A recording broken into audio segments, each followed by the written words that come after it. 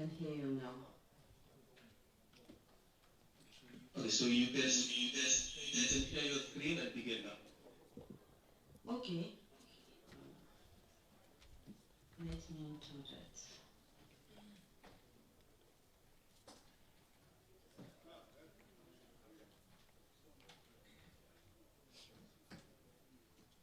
Can you see my screen?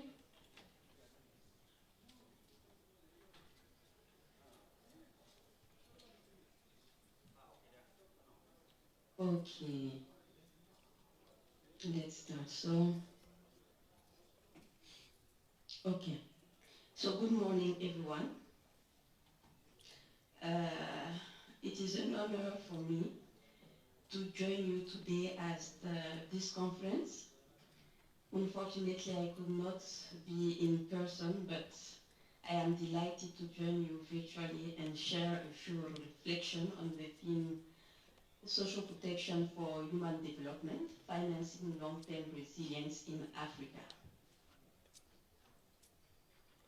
I am Aminata Bakon Traoré, Principal Social Protection Officer from the African Development Bank, and joining you from Abidjan in Côte d'Ivoire. I will just show my face for a couple of seconds so that you know who is talking, and then turn it off for connection reasons. Okay. Okay. So,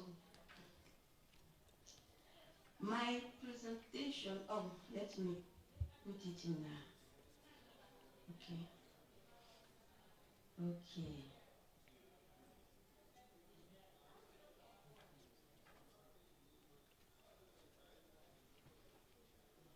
Let me, excuse me. Can you see it? In presentation mode, okay. So my presentation will follow this outline. First, we will start by revisiting quickly what social protection means and why it matters, as well as the main types of social protection programs. I will then highlight how social protection contributes to building resilience. And finally, I will focus on financing, where Africa currently stands, the challenges we face, and the pathway toward more sustainability. So, understanding social protection, we all know all these basic concepts, but I think that it is important to recall them here. Social protection refers to a set of systems and policies designed to prevent and reduce poverty and vulnerability throughout the life cycle. In simple terms, it helps people cope with shocks, secure a basic standard of living, and live with dignity. Its core objectives are to tackle poverty, vulnerability, and social exclusion, while ensuring that everyone has access to essential services and opportunities. Today, social protection is also central to supporting inclusive and green economic transitions, which are key priorities for our continent today. So, beyond immediate relief, social protection can play a strategic role. It is not just a cost, it is an investment in human capital, a foundation for inclusive resilience and sustainable growth. And this is critical today with the new generation increasingly vocal, connected, and impatient for change, and for equality, for opportunities, and also for accountability. So in this context, social protection becomes like a bridge between social justice and economic opportunity. Based on all that, we can say that social protection broader impacts go far beyond income support. Social protection contributes to social cohesion, economic stability, and more equitable societies by addressing structural inequalities that often hold people back.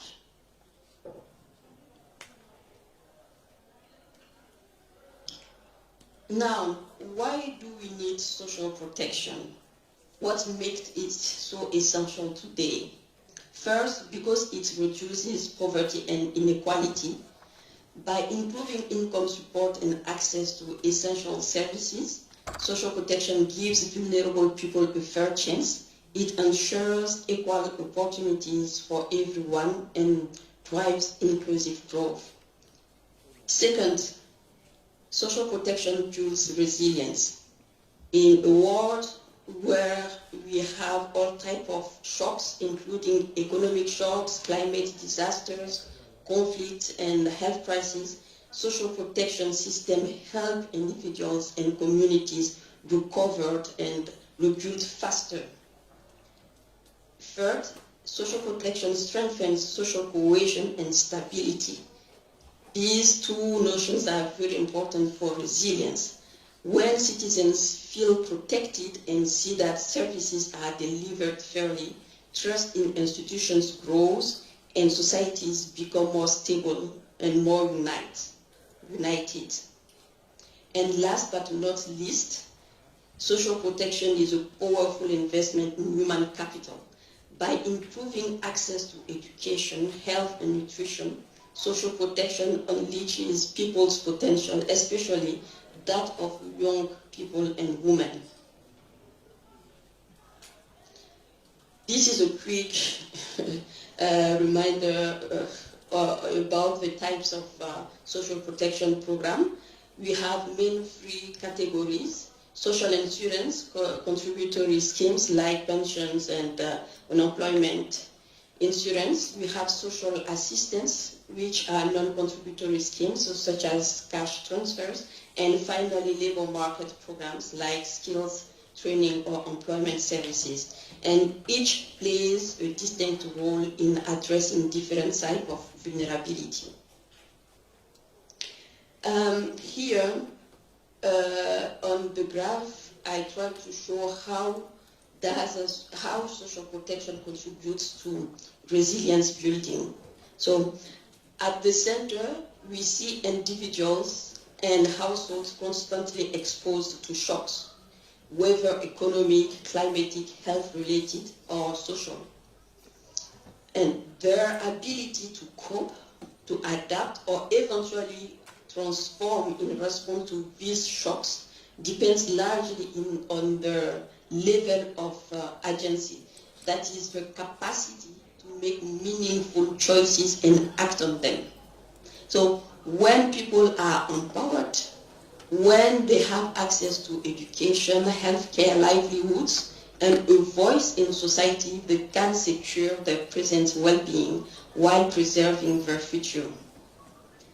But what we call here agency, again, the capacity to make meaningful choices and act on them, this doesn't exist in isolation.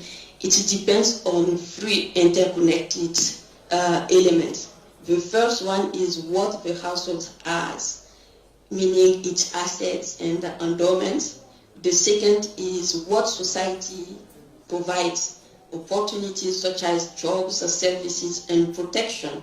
And finally, whether institutions enable or constrain access to these opportunities. So social protection here plays a catalytic role in this process. By ensuring income security, health coverage, and access to basic social services, it helps remove structural barriers, enhances human capital, and creates space for individuals and households to seize opportunities. So ultimately, social protection enables households to move beyond merely coping with shocks toward adapting and even transforming their circumstances when these circumstances are untenable. All of this contributes to laying the foundation for employment and long-term resilience. In essence, effective social protection systems influence household strategies in the face of shocks, the functioning of community structures and processes, and the overall level of poverty and vulnerability, all of which determine how resilient the society is. Now, going into the financing of the social protection. Funding social protection requires multiple sources. The first one, government revenues, through taxes, income, consumption, property, allocated to social programs. The second source, private sector contributions through corporate social responsibility initiatives, public-private partnerships. Third, international aid, grants, and loans from donor countries or international organizations. And finally, social insurance contribution through payroll taxes and employer-employee contributions. These are essentially contributory schemes. So the source of financing depends on the regime, right? Here we have, we distinguish the two regimes, the contributory regime and the non-contributory regime. The contributory regime is financed mainly by contributions. This is social insurance, occupational regimes, providential funds, mutually community-based insurance, micro-insurance. And the second type is the non-contributory, which is mainly financed by taxes, universal regimes, employment guarantee regimes, targeted regimes, including cash transfers, conditional or not. So there is need to be a balance between these two regimes, the contributory system, which rely mainly on formal employment, and the non-contributory system, which is essentially in contexts where informality dominates. Both require solid, predictable, and sustainable financing mechanism. It is also very important here to note that while contributory schemes, contributory systems are traditionally linked to workers in the formal sector, in our African context where informality remains high, including here in the Gambia, it is crucial to design and operationalize adapted contributory mechanisms that can also cover informal workers. This is essential to promote decent work, expand protection to all, and progressively achieve universal social protection coverage.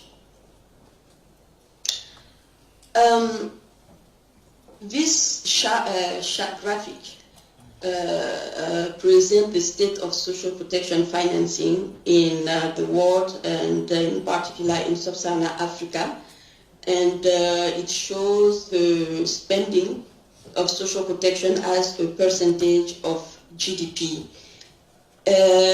Most sub-Saharan Africa countries allocate less than 5% of GDP to social protection, well below global averages. This low investment reflects not only economic constraints such as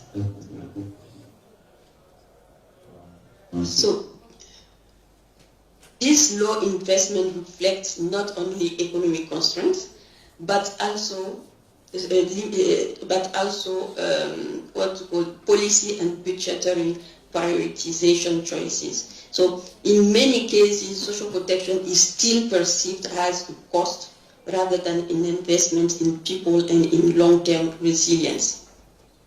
So in our region, sub-Saharan Africa, including the Gambia, there is a pressing need to expand fiscal space and mainstream social protection in national development agendas so that it becomes a central pillar of economic transformation.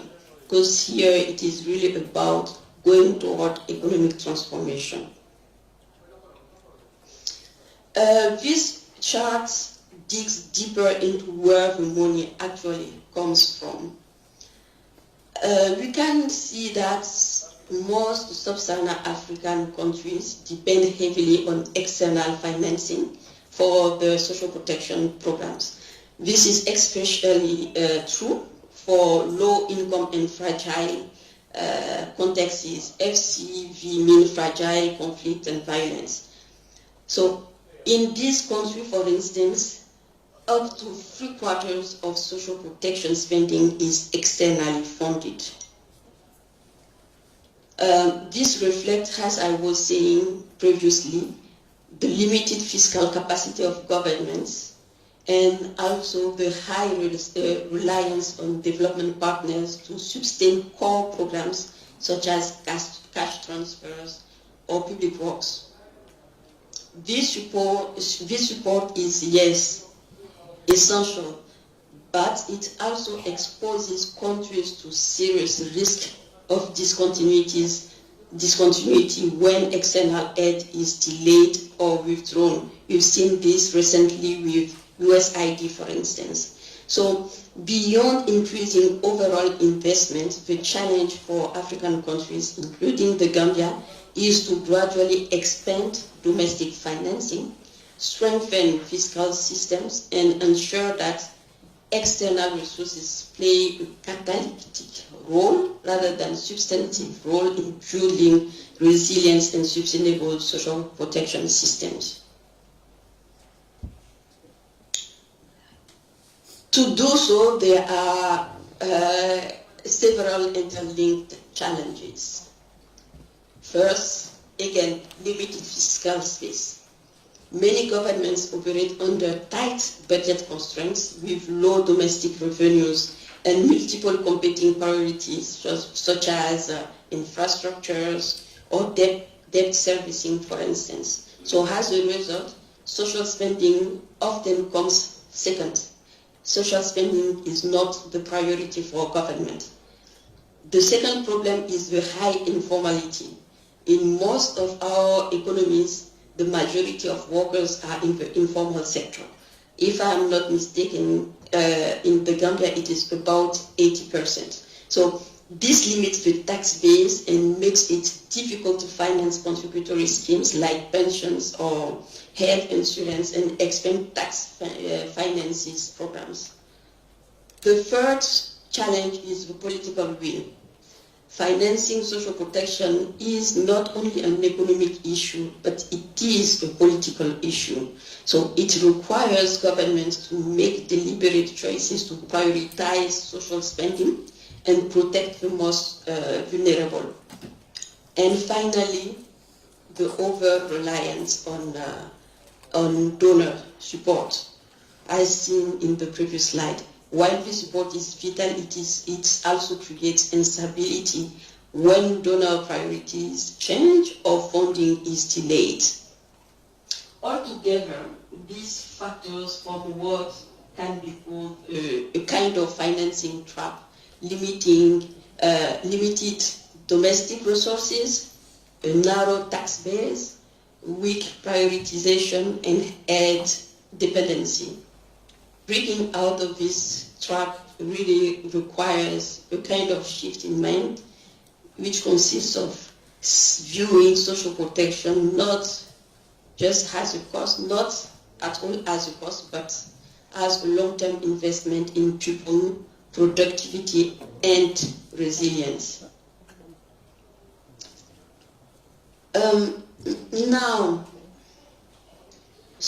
After looking at the challenges, the question is, how do we move forward? How can countries create the fiscal space, the need to finance social protection in a sustainable way?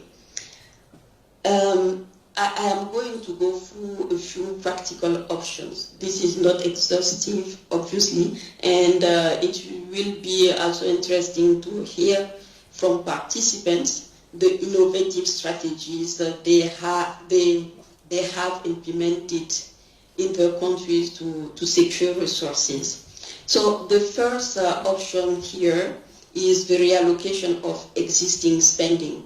So shifting resources from less productive areas toward programs that build human capital and long-term resilience.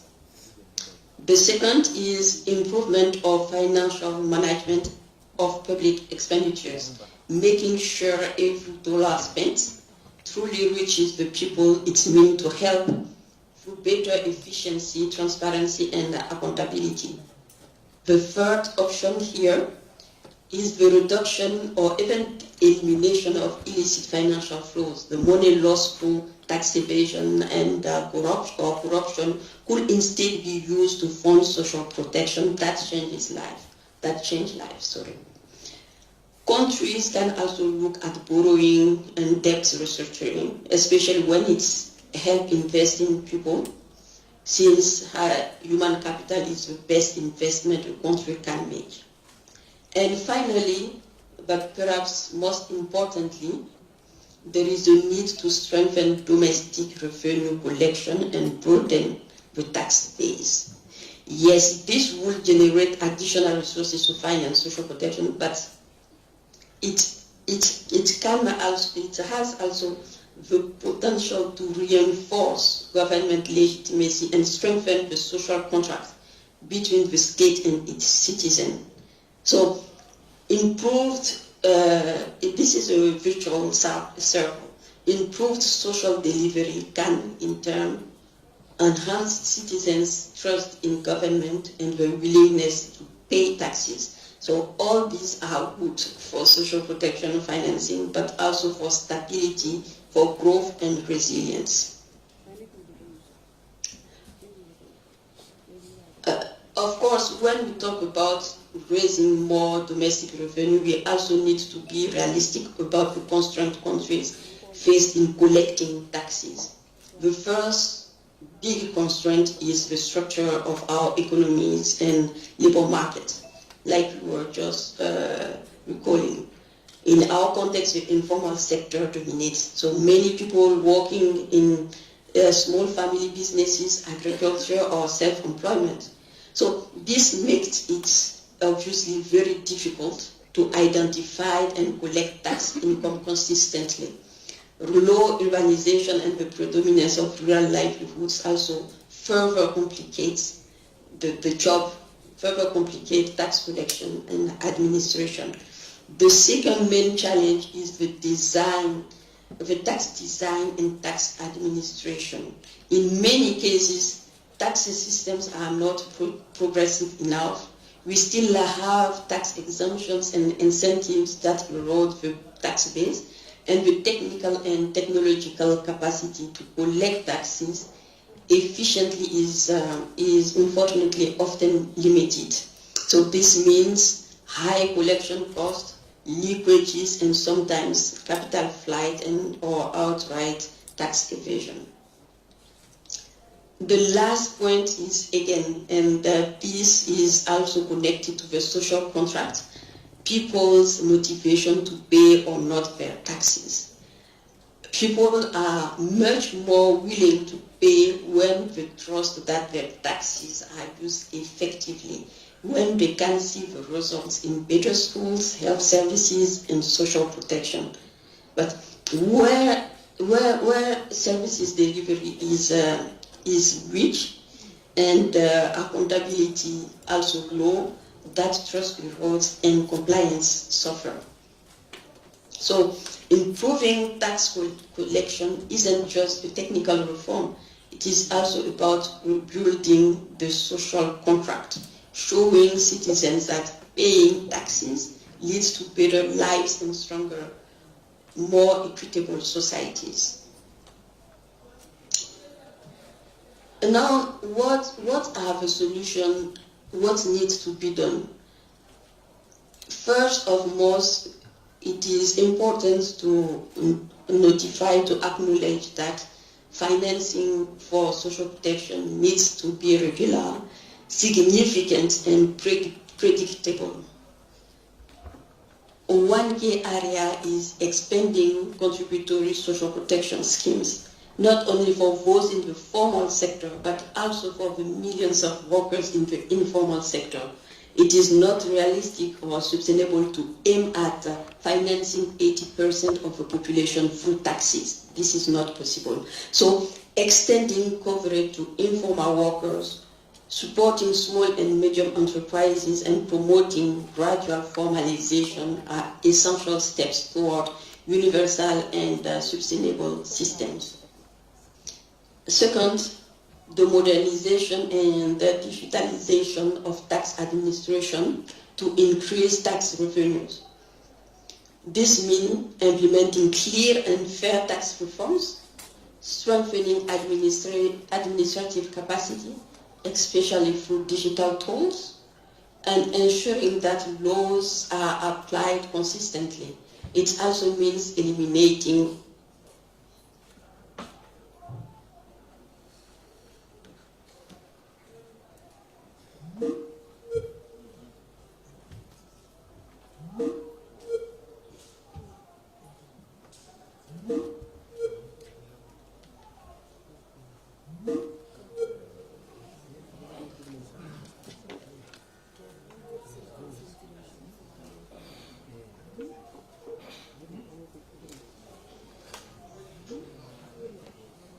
to help them transition toward more sustaining systems.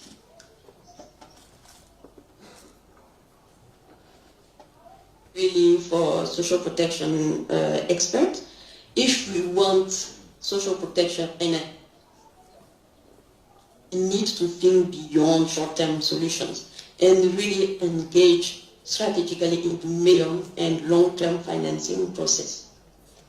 That means first competing for a share of annual tax revenue growth. So I explain, as economies expand and domestic revenues increase, the social protection sector must make its case to secure part of that additional fiscal space. Second, it is essential to understand and engage with the budget cycle to be part of national budget discussions from the start, not at the end when priorities are already decided. So, third, we must make a strong investment case for social protection and speaking the language of ministries of finance, because this is where the money is. This means demonstrating not only the social benefits but also the economic returns, how social protection contributes to productivity, stability, and human capital development. And finally, build allies and champions is critical. Financing decisions are political. I think I already said this several times. It is a political decision. So having advocates within government, parliament, and civil society can make all the difference in keeping social protection,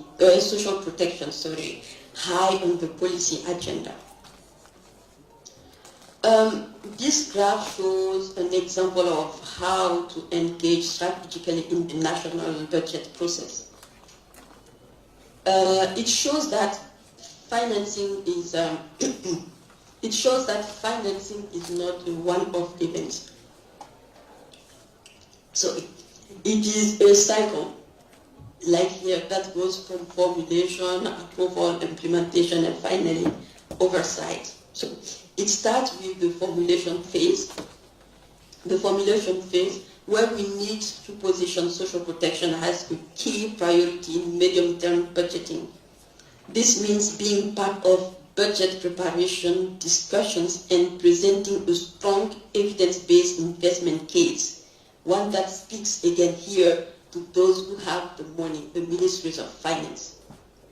The second is the approval stage, where the focus shifts to building political support, engaging key parliamentarians and policy champions can help ensure that social protection allocations are maintained or even increased during legislative debates. During the implementation, the challenge is to make sure existing allocations are used efficiently, targeting the right beneficiaries and managing resources effectively. So strong reporting and accountability systems are key here. Finally, the oversight. which ensures transparency and continuous improvement. External audits, parliamentary reviews, and the involvement of civil societies are all crucial to track results and demonstrate impact. This is what we want, to have impact and further strengthen the case for social protection.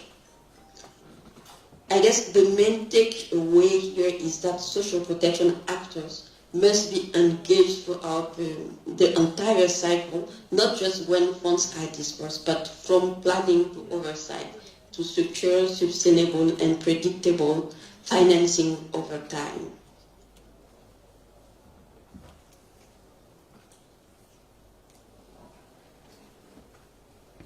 Social protection must be viewed as a strategic investment in human capital productivity and inclusive growth.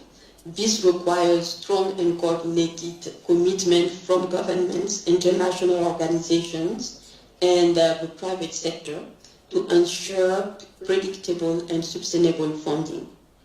Building robust institutions, reforming tax and expenditure management systems, and improving domestic resource mobilization are key to long-term sustainability. Inclusive, well-financed social protection fosters stability, reduces inequality, and empowers citizens to remain resilient and continue progressing despite shocks. So this is it. Thank you very much for your attention and attendance. I look forward to our discussion and to hearing the insight from other participants today, and I think tomorrow there is also a panel on sustainable financing. Thank you once again. Thanks. Thank you very much, Aminata. We just want to confirm, can you hear us from here?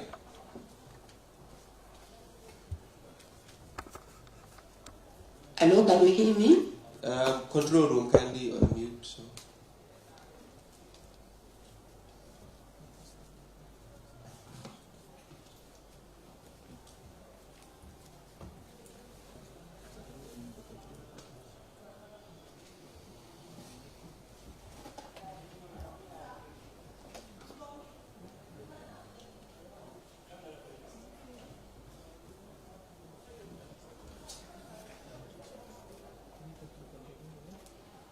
Control room, please unmute so I will communicate with Aminata. I cannot hear anything.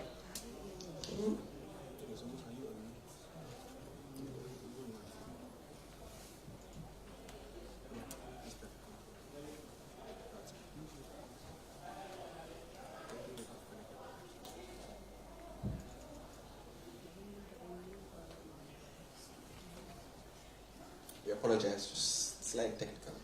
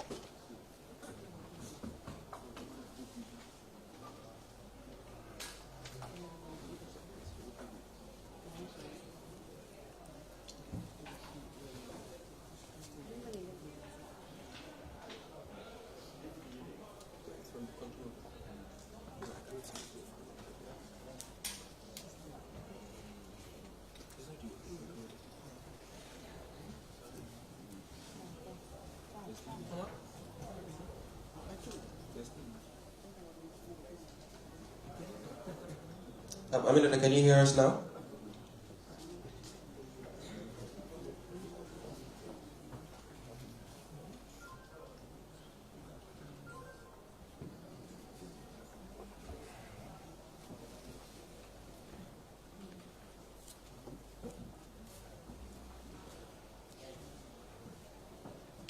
Aminata, can you hear us now? Aminata, can you hear us now? Yes, yes, I can hear you now.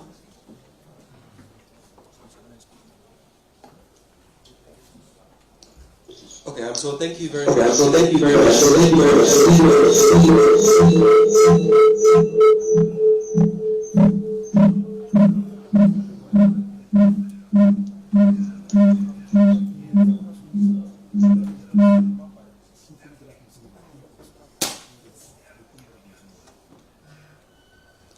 All right, Amanda. So thank you very much for that presentation.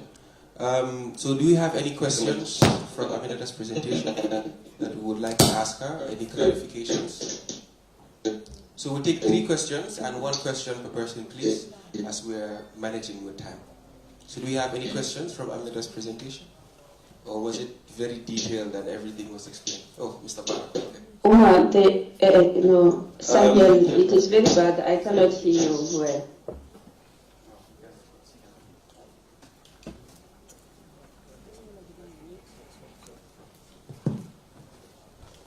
Hello, can you hear me?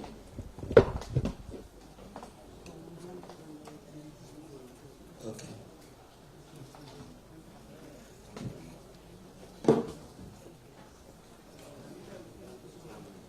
Can you hear me? Hello? So we'll take 3 questions and... Sam, can you talk through the mobile phone, please? Talk through the mobile phone.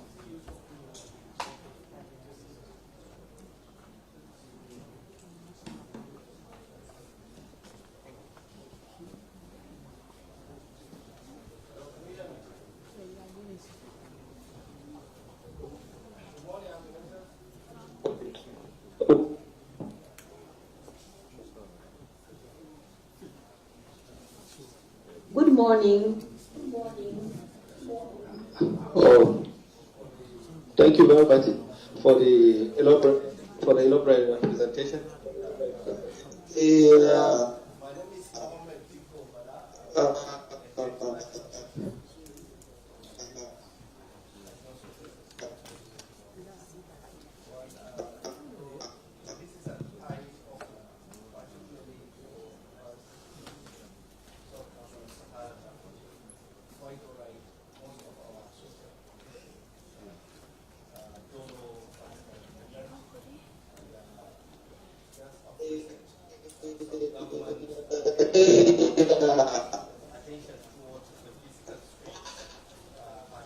My more Particularly budgetary allocations.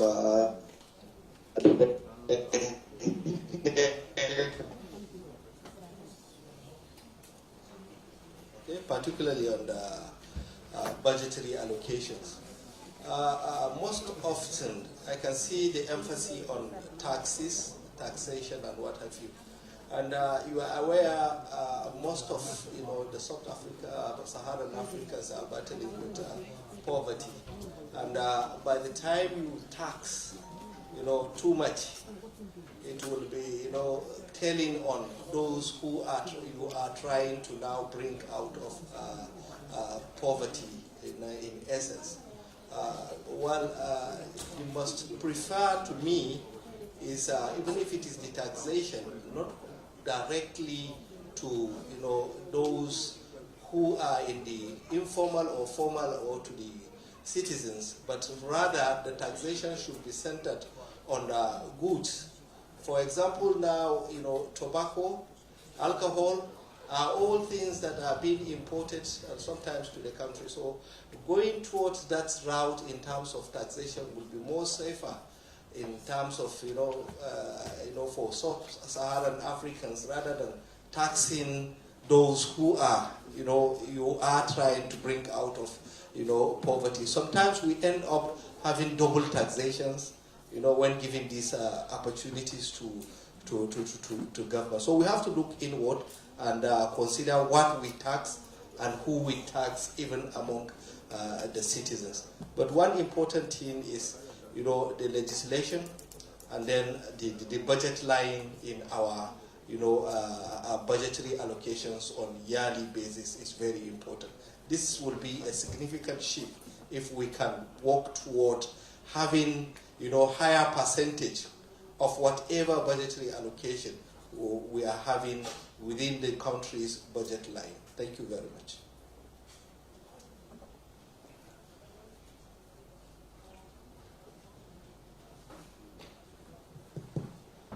Aminata, can you hear us?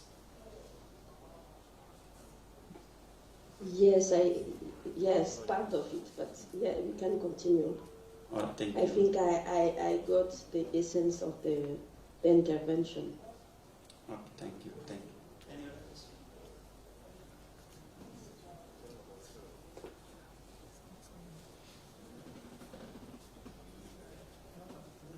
Okay. One more.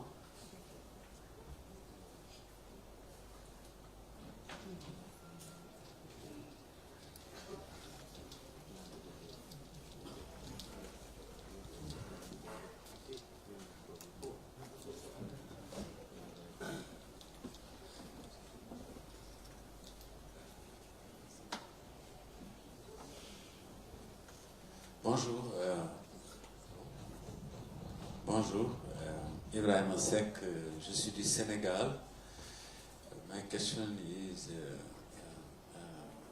the real problem in achieving universal social protection coverage in our countries is the weakness of the allocated budget due to the chronic deficit in our state's budgets.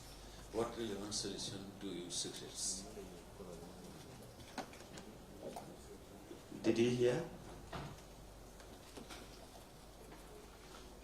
I think yes, I think I hear it. The solution to a weak budget allocation, is that correct? Yes. Thank you. Okay. Final question? This one is truly an international conference. All the international delegates are contributing since yesterday.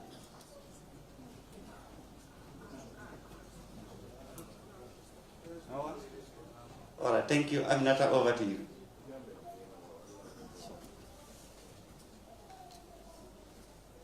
Okay, thank you, Malang. Thank you to everyone.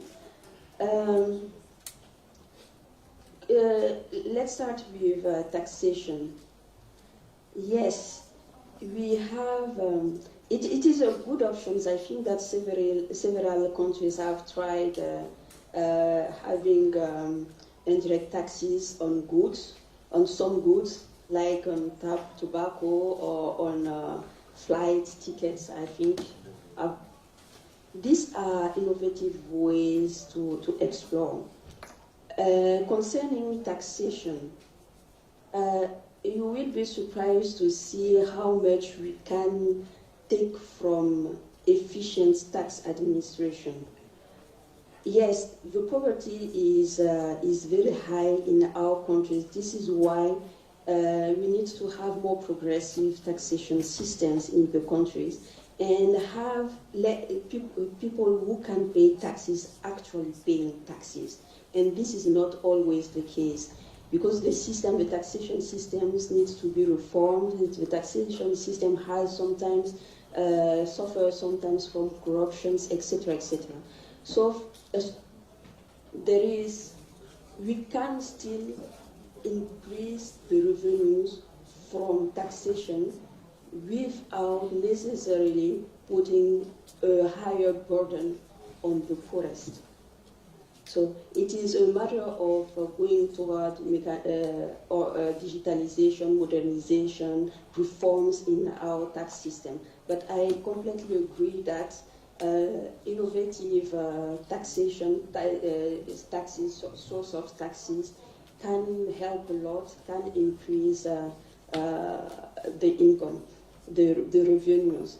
And when we talk about the informal sector, not everyone in the informal sector is poor. There is a part of the informal sector that can contribute, that can effectively contribute to social protection, to social insurance. So there is also a need here to think innovatively and put in place programs that can take advantage, if I may say, I can say, of this informal sector that can contribute. Some countries are experiencing some of these programs, and more or less successfully. But I think that this is something to explore deeper. Concerning the weak budget allocation, I think this is c'est le nerf de la guerre. My brother from Senegal. Social protection has to fight for budgetary allocation. And as I presented in one of my slides, it is a matter of being strategic and present social protection as an investment, and find allies, be involved and fight in the whole process of budget preparation and implementation. Yes, it is difficult, but it's become less difficult when Minister of Finance, where other partners supporting us and know the value addition of social protection to productivity, to resilience, and to growth. So yes, it is an everyday fight in our government, but we need to have a clear strategy and a medium to long-term view social protection, and being more involved in budget preparation. Thank you. I think this is it. Please let me know if I missed something.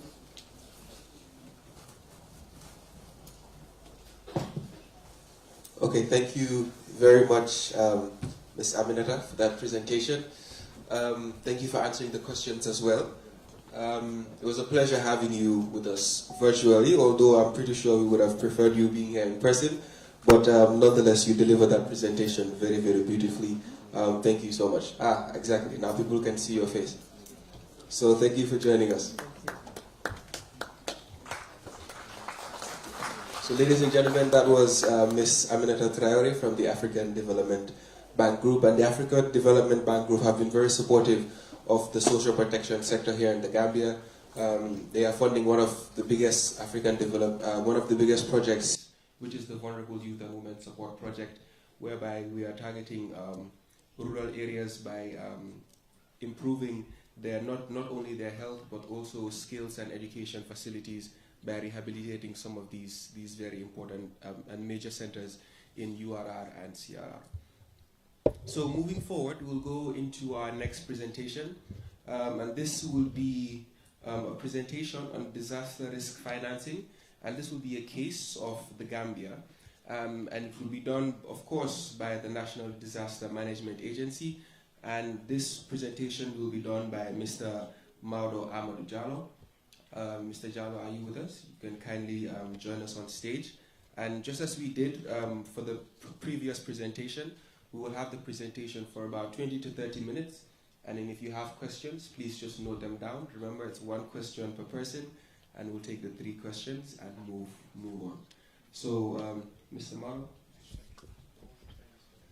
Thank you. So you can use this one, or you can use this mic. Which one do you prefer? Whichever. I think Okay, perfect. I think this suits you best. this suits me best. Thank you. Thank you very much, Mr. Moderator. Good morning, ladies and gentlemen. All protocols respectfully and duly observed. My name is Maudo Amadou Jallo. I work for the National Disaster Management Agency as the Projects and Resource Coordinator of the agency. But I also triple. I have 2 other functions in addition to this particular function, which is Project Manager at RIFI and ARC Government Coordinator for the Gambia. My presentation, of course, as you have been told by the moderator, is disaster risk financing, a case study of the Gambia. If you were following the previous presentation that just concluded, the one that just concluded, the lady was talking about financing options. disaster risk financing is one financing option. We'll see how it works. Let's get to the next slide.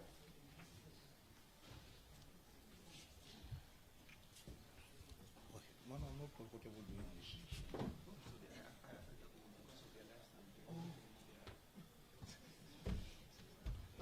So you can use this to just change. Oh, okay.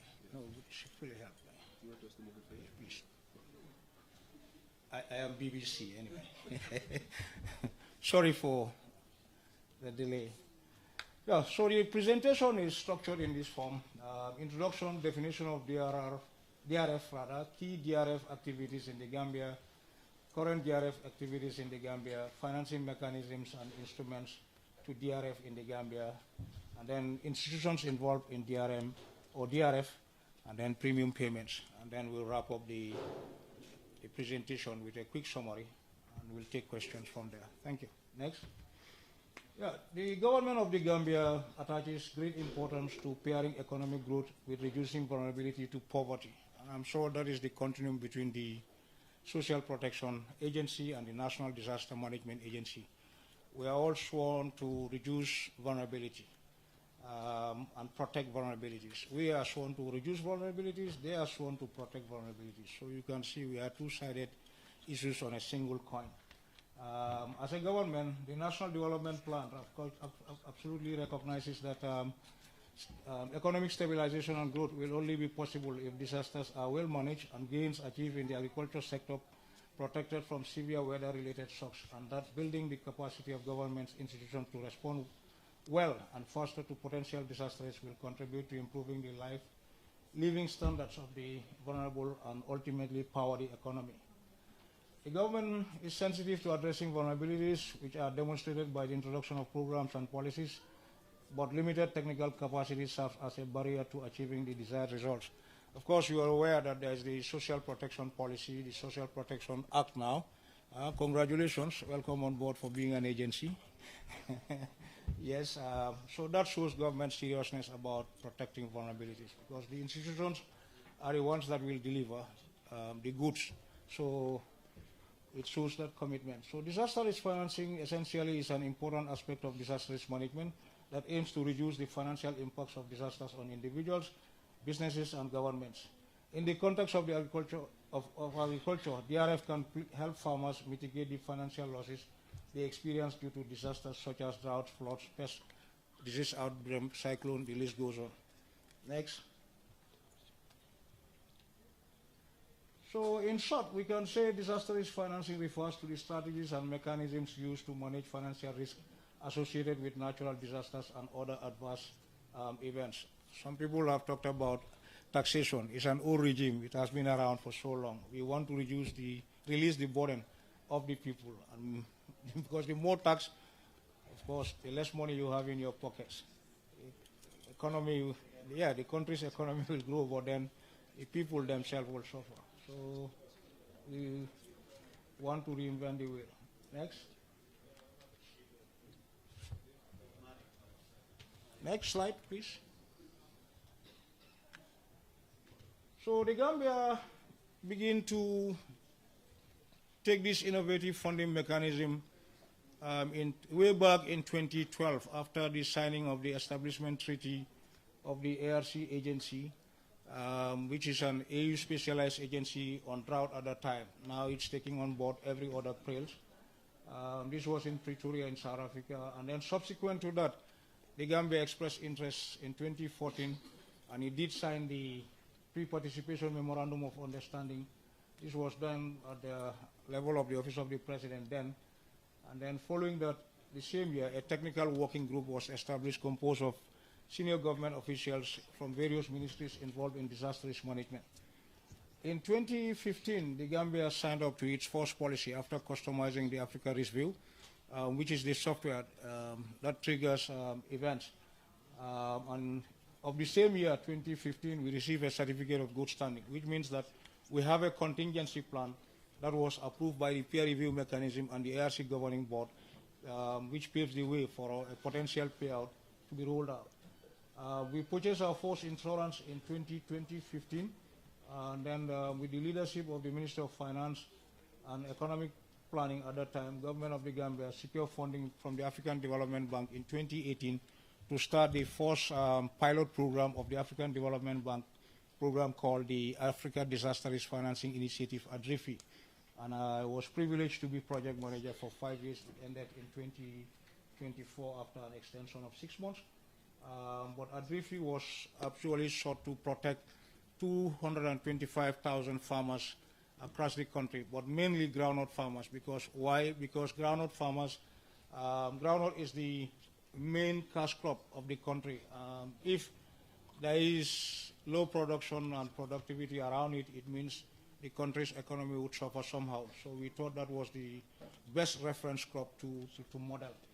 And we were into this thanks to, in 2019 the pilot program was launched, and then ADRIFI support premium purchase for 5 years at 50% each year from 2019 to 2023. However, the other 50% was coming from government, and in 2020 government, 2021-22 government received a no claim discount, because after many years the government has been paying premium and was not getting a payout. The company decided to give the Gambia what is called a no claim discount.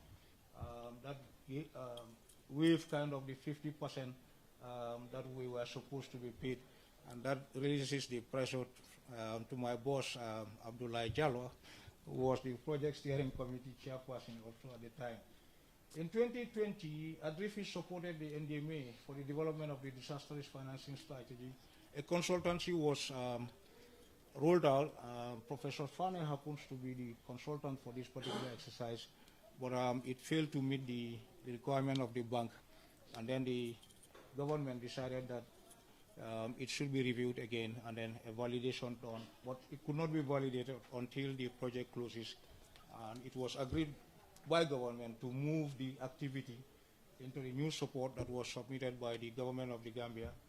And thankfully, the person who did it is here, sitting before me, to the Global Seal. So the Global Seal, we'll discuss that later on. But the ARC payout cash transfer came up. We had a payout in 2022, but the payout was received in 2023, and the cash transfer to 3,855 drought-affected households, mainly in the North Bank. It was 3 districts in the North Bank region of Upper Nyomi, Central Badibu, and Lower. And then you had 2 other districts in the URR, which is Wuli East and Sandu, and a district in 2 districts in Lower River region, which was Jara West and Ken Central. So in 2023, the CDP engaged by NDMA through the African Development Bank supported the DRF process, and then we decided to now have a diagnostic report. A policy brief is available, and a strategy was developed, but it's not drafted, like I said earlier. Next. So current disaster risk financing activities as of now, the government submitted, like I said, a request to the Global Seal, which has done a gap analysis and a stock take. A report is available. And in that, we've requested for capacity development, which includes on risk modeling. Of course, you are aware of the Africa Integrated Climate Change Risk Management, Climate Management Project at the of the IFAD, which will be implemented by jointly WFP, African Development Bank, and the ARC.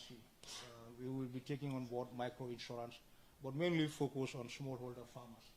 So yes, we also, but the GRMA, that is the Global Risk Modeling Alliance, will support technical capacity training on risk modeling, because that is one thing, not quite many people have expertise in this area, especially even within the agency. I think I've been the only privileged person to go through the software, and quite a few other experts within other government agencies.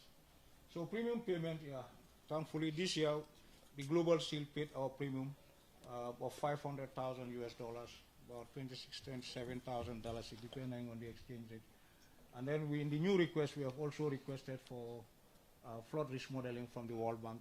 So as we speak now, we're trying to do the data collection, which is a prelude and a prerequisite for customizing the software. So as we speak now, the DRF strategy, like I said, the Global Seal is supporting the revision of the strategy to address challenges including but not limited to data on risk modeling, limited financial institutional capacity, coordination, product diversification, and fragmented targeting. We're now having the integrated climate change. The other option is to integrate climate disaster risk financing with SR, especially disaster response. Some of you might be aware the Social Protection Agency, in partnership with the NDMA, undertook a study in Malawi to understand how disaster risk management and social protection work together. And one of the outcomes is to integrate climate disaster risk financing with using the social registry for response. Next. So I will not go very much into details into this because the lady before me made life a lot more easy for me. Financing mechanisms and instruments for Gambia. One of the financing mechanisms for the Gambia is the CADIDO and the government budget, and of course the African risk capacity. The instruments is micro and macro insurance. But let me quickly refer back to this slide. There is a particular portion I skipped which is very important. I think in 2019 we also signed a replica MOU between the WFP and the government, Ministry of Finance, for WFP to replicate the government policy. And WFP have been consistent since then. El Malik, thank you so very much for being a reliable partner. So replica means of whatever percentage of insurance that the government have transferred, of what is left of that risk, the same amount would be transferred by WFP. And now they are pursuing micro insurance through RICA and through RICA. And I'm glad to also inform you that the climate action window from the African Development Bank, together with the ADRIFI, would also be implemented by WFP to support micro insurance and macro insurance. Next. So how does insurance work with the ARC insurance company or agency? It has to do with risk modeling, early warning technologies, which means you would have to customize the parameters, one of which is to get your rainfall station data, the other thing is to get your yield data, and then you also have to set your vulnerability polygons, which means your statistics. Those from GBOS knows what I meant. Those are the information you put in to be able to do the customization. And then you do the risk pooling, which is the index. Now you pay the premium, set the parameters, and quantify your risk layer, and then say, okay, this part of the risk would be what I would retain as a government. This is the part of the risk that I want to transfer, and this is the part that I would look for support with. Then contingency planning, and this is where we actually would be more connected to the social protection agency in our quest to protect vulnerabilities, because this is the document that will set out those who will be targeted, where, when, and how much they will get in the event of a cash payout. So that's where that is the meeting ground for NDMA or DRM, as well as social protection. Next. So for disaster risk financing to work, it must have a very vibrant structure and vibrant institutions. And for the Gambia and many other countries in Africa, what is available is called a technical working group. And this is led by NDMA. You have the Ministry of Finance. It's broad, but in this case, we have the Directorate of Climate Finance, the Directorate of Budget, the Directorate of Loans and Debt Recovery, and then you have the Directorate of the Auditor and the Accountant General's Department. All these are sectors that are very important. Each of them plays a specific role. But in that ministry, the Directorate of Climate Finance takes the lead. She is the one responsible for risk transfer parameters. She would say the ministry would be able to cover this, and the ministry is not able to cover this. This is what government can do, this is what government cannot do, based on the budgets that are available. Then you have the Ministry of Environment.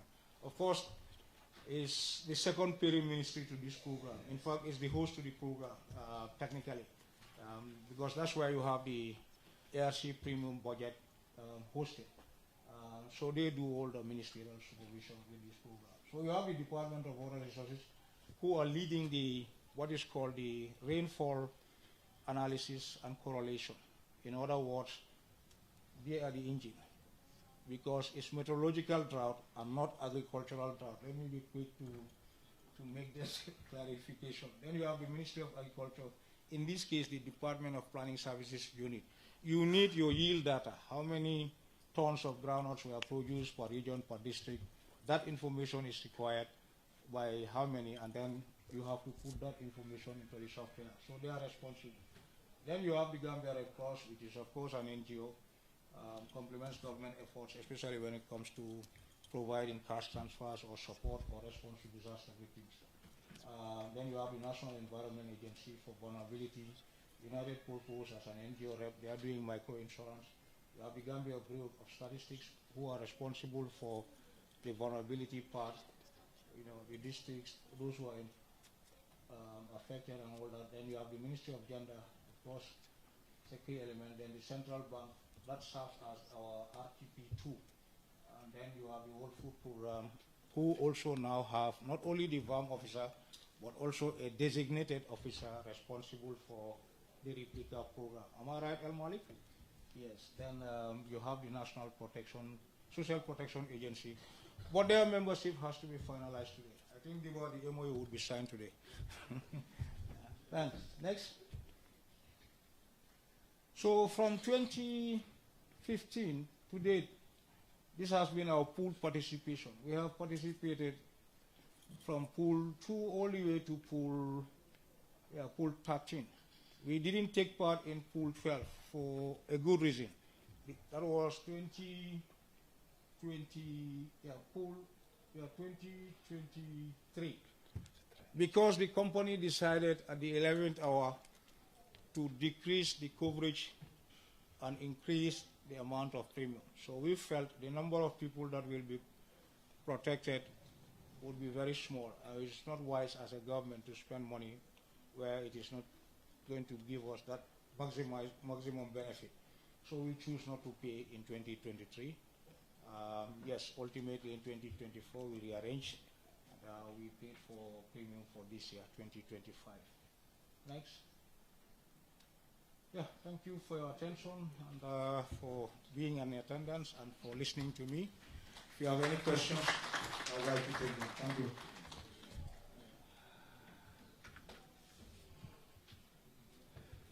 Thank you very much for that, Mr. Jallo. Do we have any questions? We do. We have one. Somebody in the back.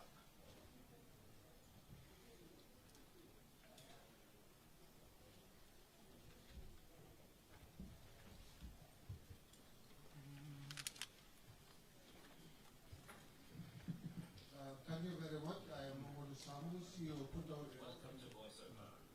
I just want to know if council is contributing to the disaster risk financing, because council are host to disaster officers are contributing to certain elements of the programs and activities of NDNA. But in your presentation as contributors to disaster risk financing, I did not see where you mentioned area council. So I want to know, if so, why? Yeah, okay. For this structure, it's basically on macro insurance, which is more or less for government. Yeah, I would like to answer as they come, so that we don't waste time. Yeah, are you following? Thank you for the question. It's a good one. The presentation, the institutions that are highlighted here is for the macro insurance, is also going to take care of the micro insurance, but we will have an expanded TWG. But even then, we will not have council representatives on the TWG because these are expert based. The group, yeah, is supervised by NDMA, but these are very technical expertise in various ministries. So it's an expert based group, not necessarily doing a stakeholder analysis kind of and apply. But let me tell you what is going to happen in the next phase, which the Africa Integrated Climate Change is going to do. We will have the micro-insurance TWG, which will include councils, because that one is going to be directly dealing with farmers, and it's for smallholder farmers. So in that arrangement, you will have councils. I know and I appreciate, I've worked in every region in this country. I've worked with almost every council except Kunto. Let me also make that clear. I know how important it is to have councils in these groups. But for the macro insurance, is the way it is structured is just that it's government officials. But for the micro one, which will come later on in 2026, you would begin to see council representatives, the CEOs, being part of the technical working groups at a decentralized level. Yes. She wants to ask a question. Yes, sir. Go ahead. Good morning to you all. I am Day2, and that's my sign name. I'm a member of the Deaf Association. I'm also a member of the Gambia Federation of Disabled Board, GFD. Thank you very much, Mr. Maudo. You are doing a very good work. My question is, with regards to people with disabilities, what are the early warning mechanisms? During early warning, we can sending the message that you send to people, to the public, especially people that are deaf and hard of hearing. How do you make sure they get access to the information that you send to the public? Thank you. For the deaf and visually impaired people. Thank you. Thank you. That is more DRM related than DRF. But as a person in the know, what we do is we usually engage people like him to be translating some of these texts to people with disabilities, and people, especially those with those who are hard of hearing. However, we recognize that there are gaps and lapses in the way we communicate, because you don't have many expertise like him available to do certain work for us to be able to reach out to a wider audience. However, when it comes to early warning, I'm sure you've been following the state broadcaster. Each time there's a program, there is somebody like him to translate. And when there are seminars and workshops that we organize, there's one just next to this particular hall. It's early warning for all. That's what we are discussing there. And you have somebody like him to do the translations. But it's more or less a question related to DRM than DRF. But thank you, you are my mom's Toma, and thank you for the question. I appreciate it. Good morning to you all. My name is Gina Balde. I want to say something in regards to the question she asked. I come from the National Early Warning Center, and then in regards to the question, I think maybe I would say he doesn't have that much capacity to answer about the question. So we at the early warning, we are trying to collaborate with people that are like from the disabled, people that can't hear or the disabled. Like we're going to try and mainstream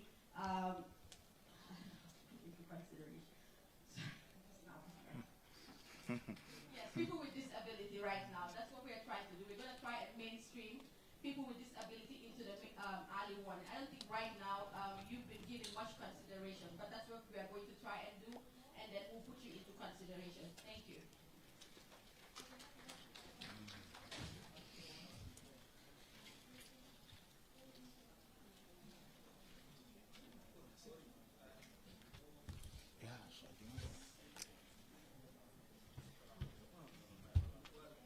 Sorry, that's what I'm here to do. Yeah, so please don't mind my consistent questions, because I have a lot to report back when I go back to Nigeria. So I should be inquisitive to ask.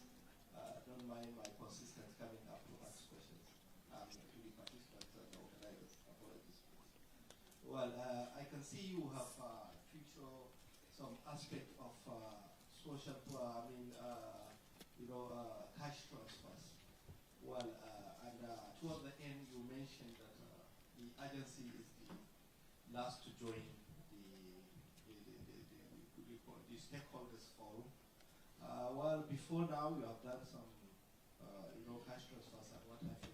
So what informed your targeting mechanisms on the cash transfers. One that you have done before, and it's good that now you are planning to use the social registry for the cash transfer, which is a good one. But prior to that, what have you been doing? And then secondly, my question is on anticipatory actions. You know, I can see you have mentioned drought there. What other, disasters is associated to, Gambia specifically, apart from the drought? Have you done any disaster risk mapping? And then what other interventions do you think suits such, locations, and what have you, based on your mapping, if you have done that? And then, I think I can stop here. Thank you. Oh, all right, thank you very much. You don't have to be hard on yourself. You can ask many questions. The reason why you're here is a conference, so you can talk as much as you want. So thank you for that. First, on the way we have done targeting before now. Before we had the Social Protection Agency, we had the National Nutrition Agency at that time. So targeting was done jointly by the TWG together with the WFP on one part. And what happened was we did what you call a joint targeting, and what the targeting was community-based targeting. And WFP, because they have been our trusted ally and most dependable partner, we decided not to leave everything to them, but ask them to take the lead in the targeting. I think that Malik can go to confirm that it was a telephone conversation and a final email between me and him to say, okay, you can now help us do the targeting. And then what happened was we did a community-based targeting to be able to determine who benefits. But of course, before all that, the contingency planning process would have detailed who should be targeted. So you have that in the CP. It must be agreed upon. But the target criteria was farmers who have failed planting season.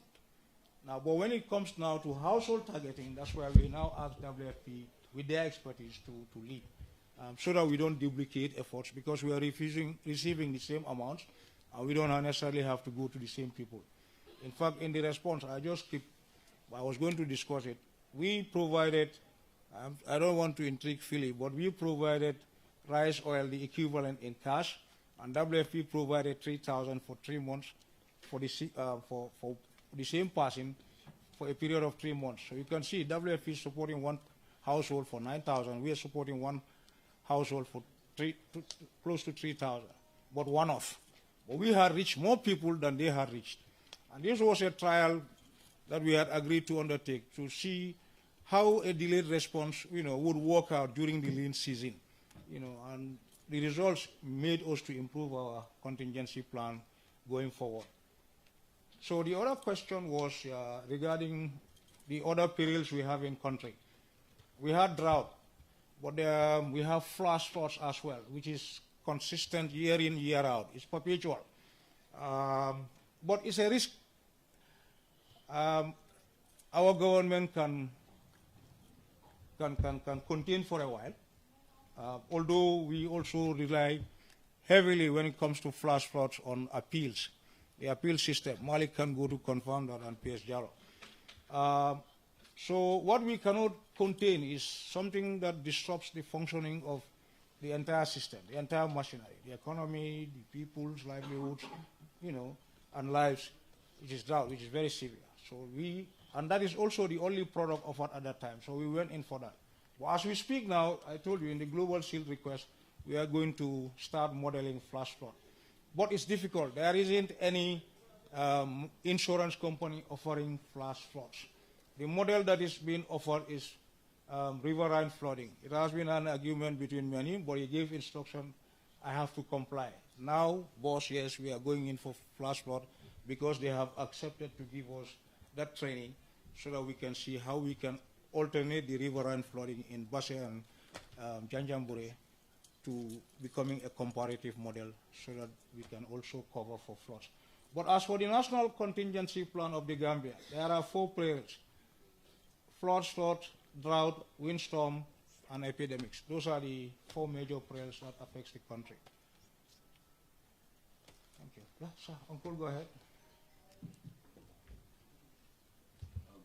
morning. My name is Dr. Yahya Mohammed Ba, Associate Professor in Sociology, University of the Gambia. With regard to what Gina has just said, I've done extensive studies in the causes of passing with disability being vulnerable to disaster. The impact, that's the causes. You have the impact, the preventive method, and the support that they will need. So in case you are interested in it, just Google my name, Yahya Mohammed Ba. You have all these articles. They are very expensive. And my target was people working in the disaster area. Thank you. Yeah, I can attest to that. Myself and Yaya had submitted multiple proposals to do a set of study, but couldn't take off. But thank you for that. Yeah, you can reach out to him. But let me just address one more thing. That is one thing in terms of information. But when it comes to benefit, we address you in the contingency plan. Because we're targeting farmers who have failed planting season. The next target is women, female-headed households, and then the third layer is people with disabilities. So you are being addressed when it comes to the response part. Madam, I think that was an unfair statement from my sister, Balde Kajatu.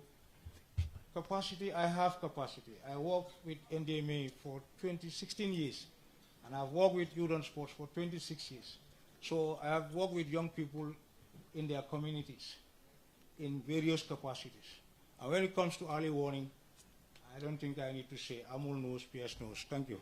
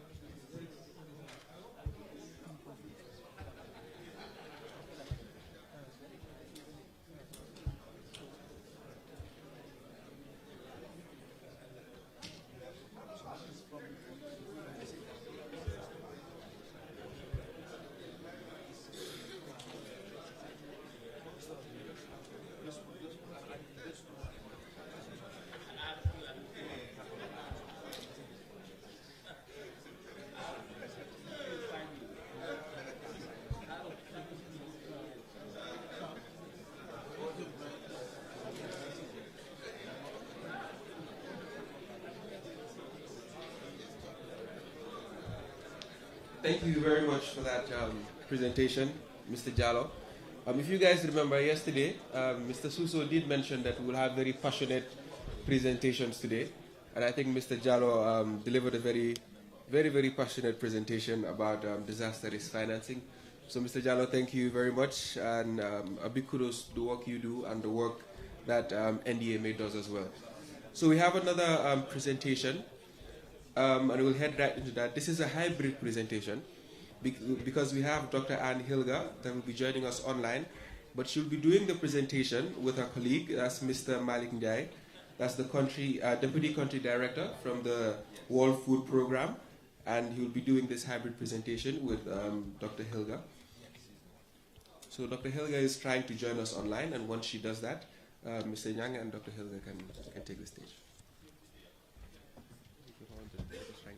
Okay, I have to keep this one. Huh?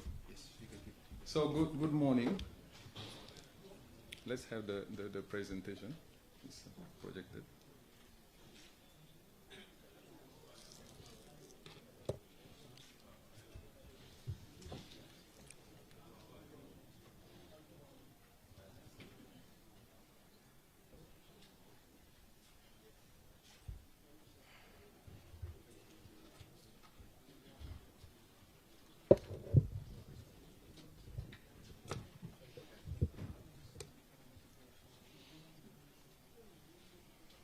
Okay, so as I mentioned, we have Dr. Anne Hilda. Dr. Anne Hilda is a senior World Bank economist. She was also not this one. join us. It's not this one. But she It's cannot. not this She's one. currently in New York, so she's joining us from New York. And I hope it's not too early in New York over there. Thank you for making time and joining us today. So I think once we get the screen sorted, Mr. Malik and can get the presentation on there.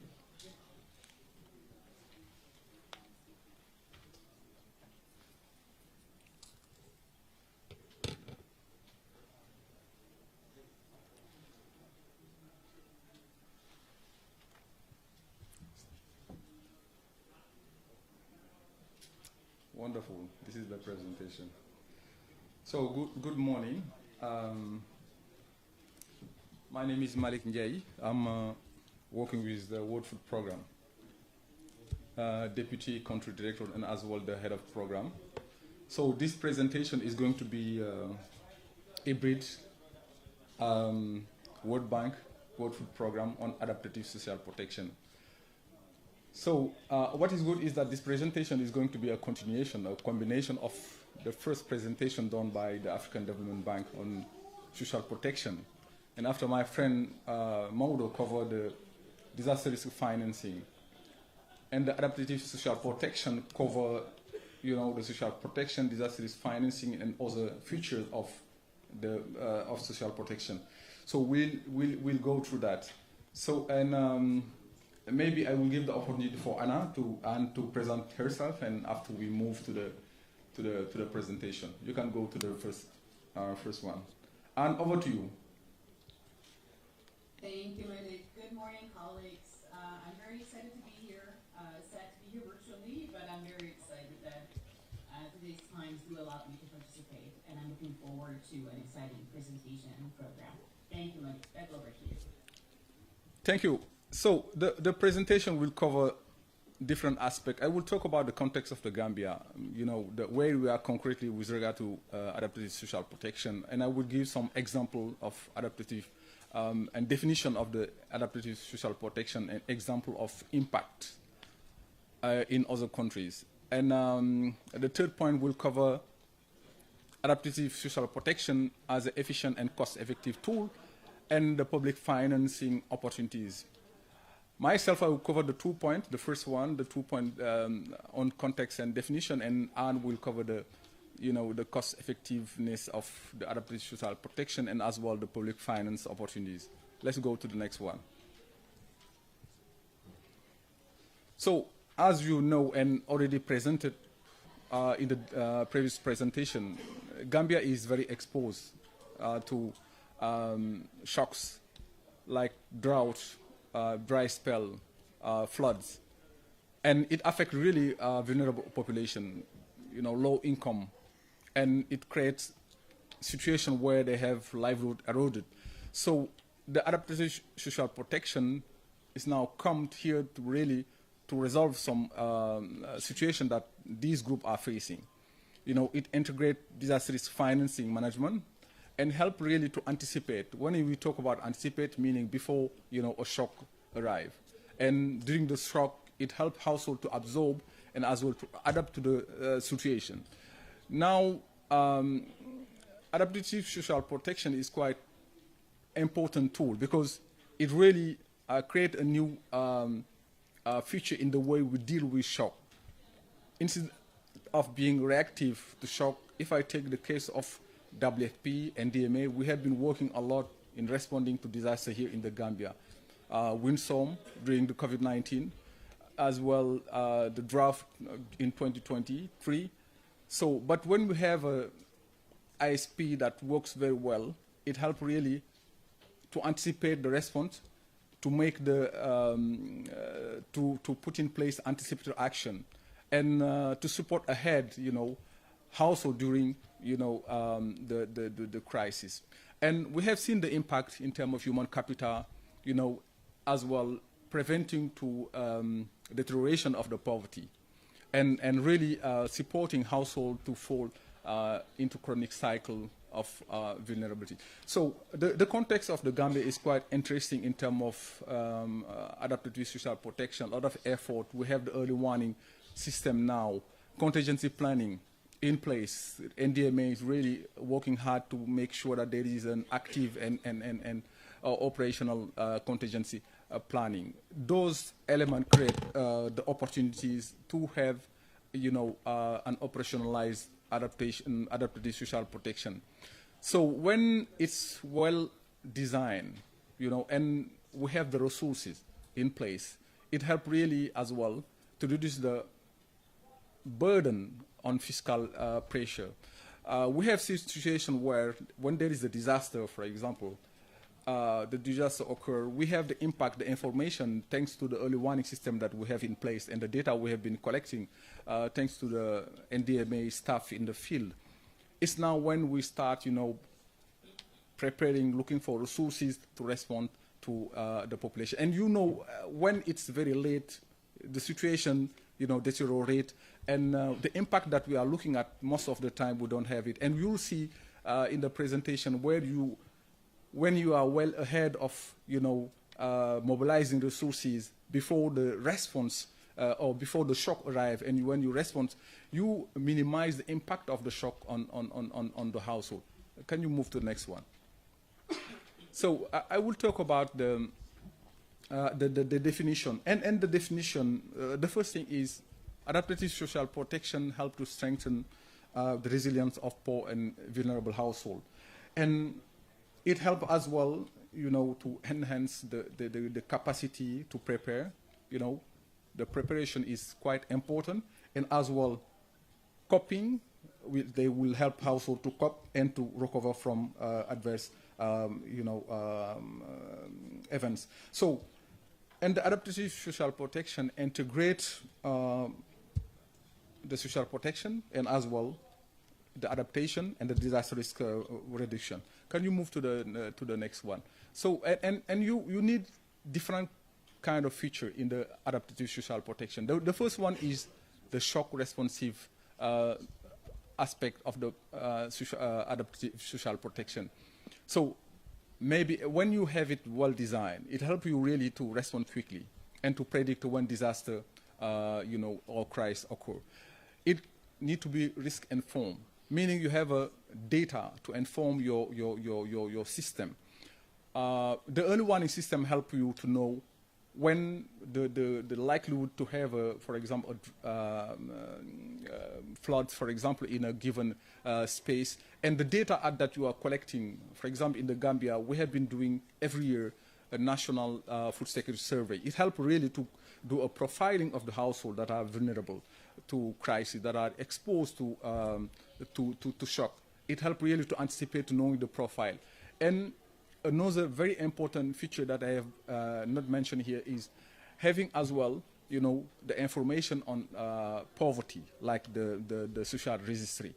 So the flexibility to deliver is very important, a very important element of the adaptive social protection.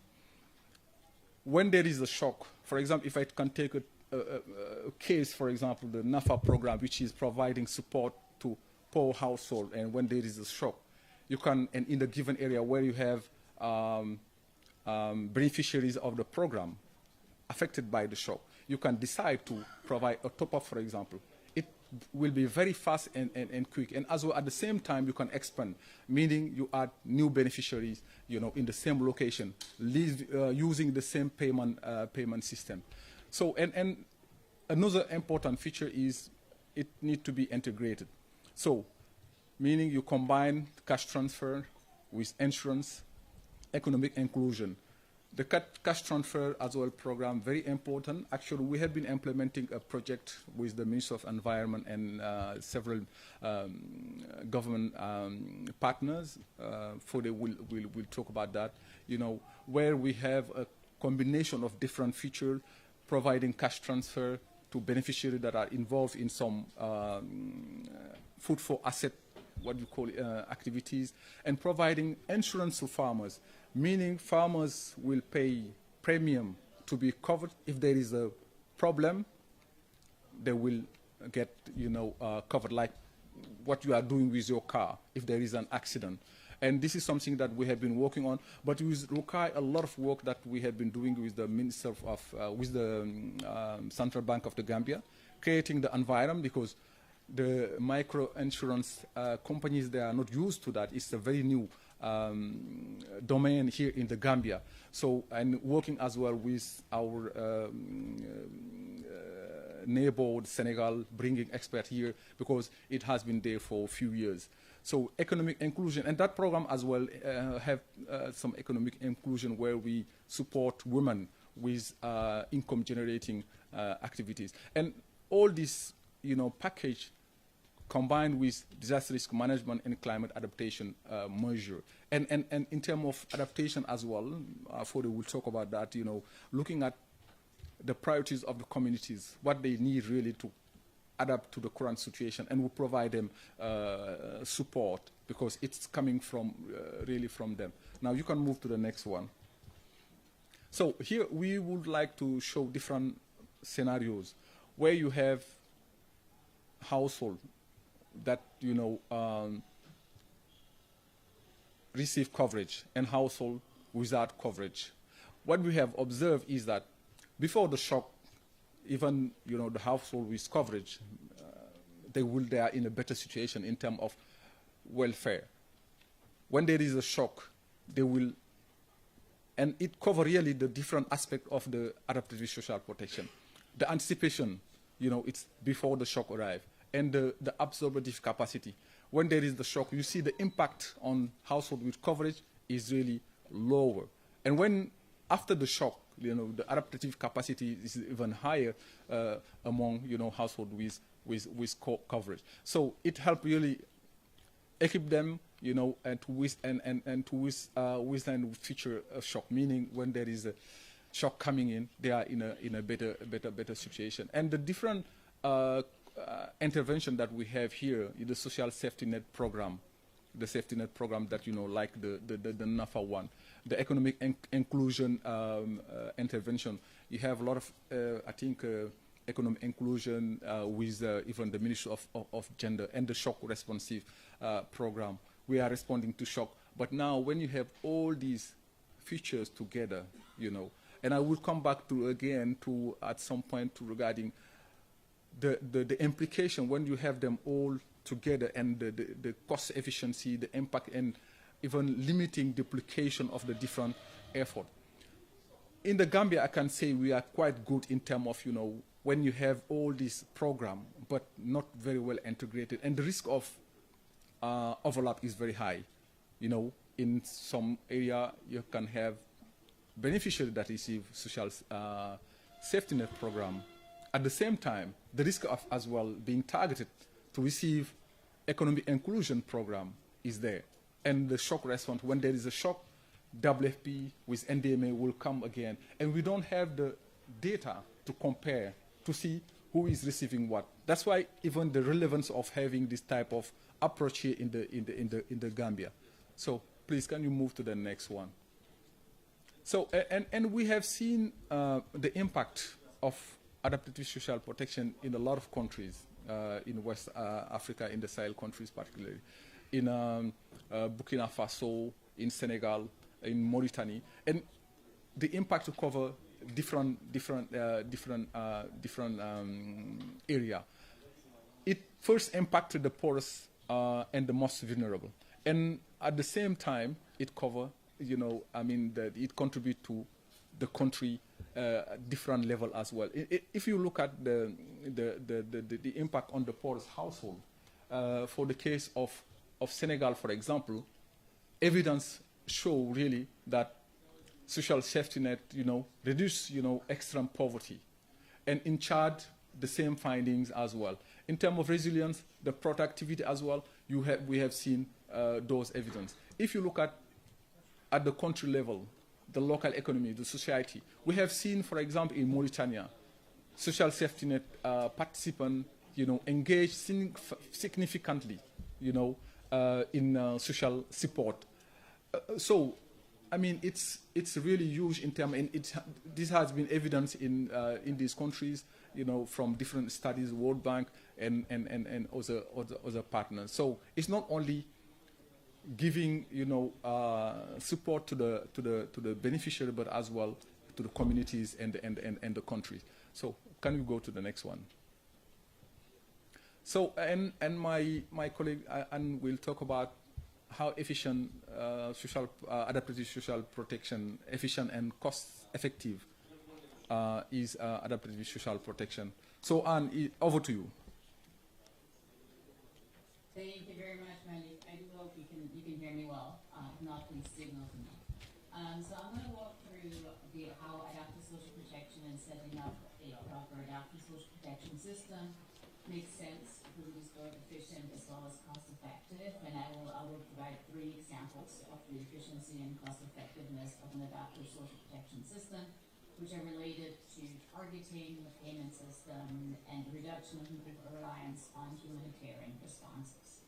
But first, if you could go to the next slide, I'm going to walk through the building blocks of an adaptive social protection system. What do we mean by an adaptive social protection system?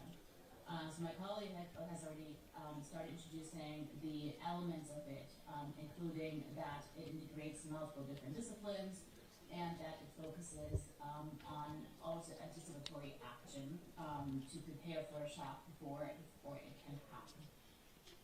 The building blocks of the social protection system that we usually look at are 4: data and information, programs, institutional arrangement and partnerships, and finance. I'm going to walk briefly through each of those blocks to better explain what we mean by them. So starting at the top, data information, what we capture here are the registries, early warning systems, anything that is a system that's available on the ground that offers information on both populations, but also on climate shocks and events that are happening in the country, and enables the rapid identification and targeting of those most in need. Moving to the right, programs are the programs that are in place. Those include regular safety net program, national safety net programs. Those also include the additional programs like economic inclusion that help build the resilience of households before a shock even happens so that they're better able to respond to it afterwards, to build the resilience over time. And then shock responsive programs that really support the recovery after a shock has occurred. Institutional arrangement and partnerships. Here, because adaptive social protection is so multi-sectoral, you've already seen this in this presentation, but also in Nada's presentation earlier, it touches on issues of disaster risk financing, disaster risk management. There's a lot in there, so proper coordination and leadership is really important to coordinate all the different agencies and ministries that are involved in the planning and in the response. And finally, financing. This is one of the key topics of this conference. And particularly for adaptive social protection, as for social protection in general, it is important to have predictable financing available over time. In the case of adaptive social protection, to have pre-arranged financing instruments or contingency funds that enable a rapid response and mobilization in case a shock hits. On the next slide, I will now apply this to the Gambia to give an overview of the current status of the adaptive social protection system in the Gambia from Malik and my perspective. So starting again on the top and walking through data and information, we noticed that the Gambia actually has a universal social registry covering the entire territory and population, with one of the, or I believe actually the highest population coverages in Sub-Saharan Africa. That is a great achievement. However, it remains a static registry. It does not currently involve information updating over time. There is no link to the early warning system. There is no current link to the climate data. On the positive side, it is widely used by government NGOs and international partners. We're given examples here, but it is not currently interoperable with any of the partner systems.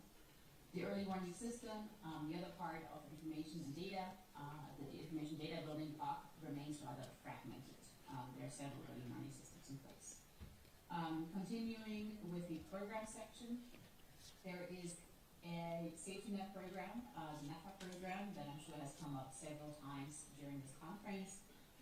which has large coverage. It will, starting November, it will have coverage 30 out of the 43 districts of the countries at least once. However, it is not established as a national safety net program.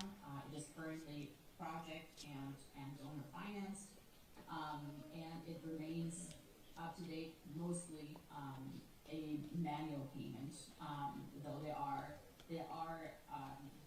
goals to shift towards digital payments. A productive economic inclusion pilot is starting as we speak, has started as we speak in 3 districts of the country, but it does not have any form of national coverage today, and there is no shock response program that is a reliable program. The response so far has been mostly ad hoc. For example, MetaFit during COVID, the response to the COVID crisis. These are programs that are being developed or responses that are being developed as the shock hits. In terms of coordination, the coordination framework, we do note that it remains siloed at times and that there's a need to strengthen the cross-ministerial coordination. We think that the new social protection policy that is under development could be a driving tool to strengthen these multi-sectoral partnerships, as well as the coordinating role of the National Social Protection Agency, who is the coordinating body for the sector. Finally, moving to financing, we notice that there's currently financing instruments remain largely ad hoc. There is no functioning contingency fund. There is one sovereign insurance mechanism, ARC, for drought insurances, but it only covers 1 out of the main 3 hazards that affect the country. So there are large rooms for improvement and for strengthening the adaptive social protection system in the Gambia further.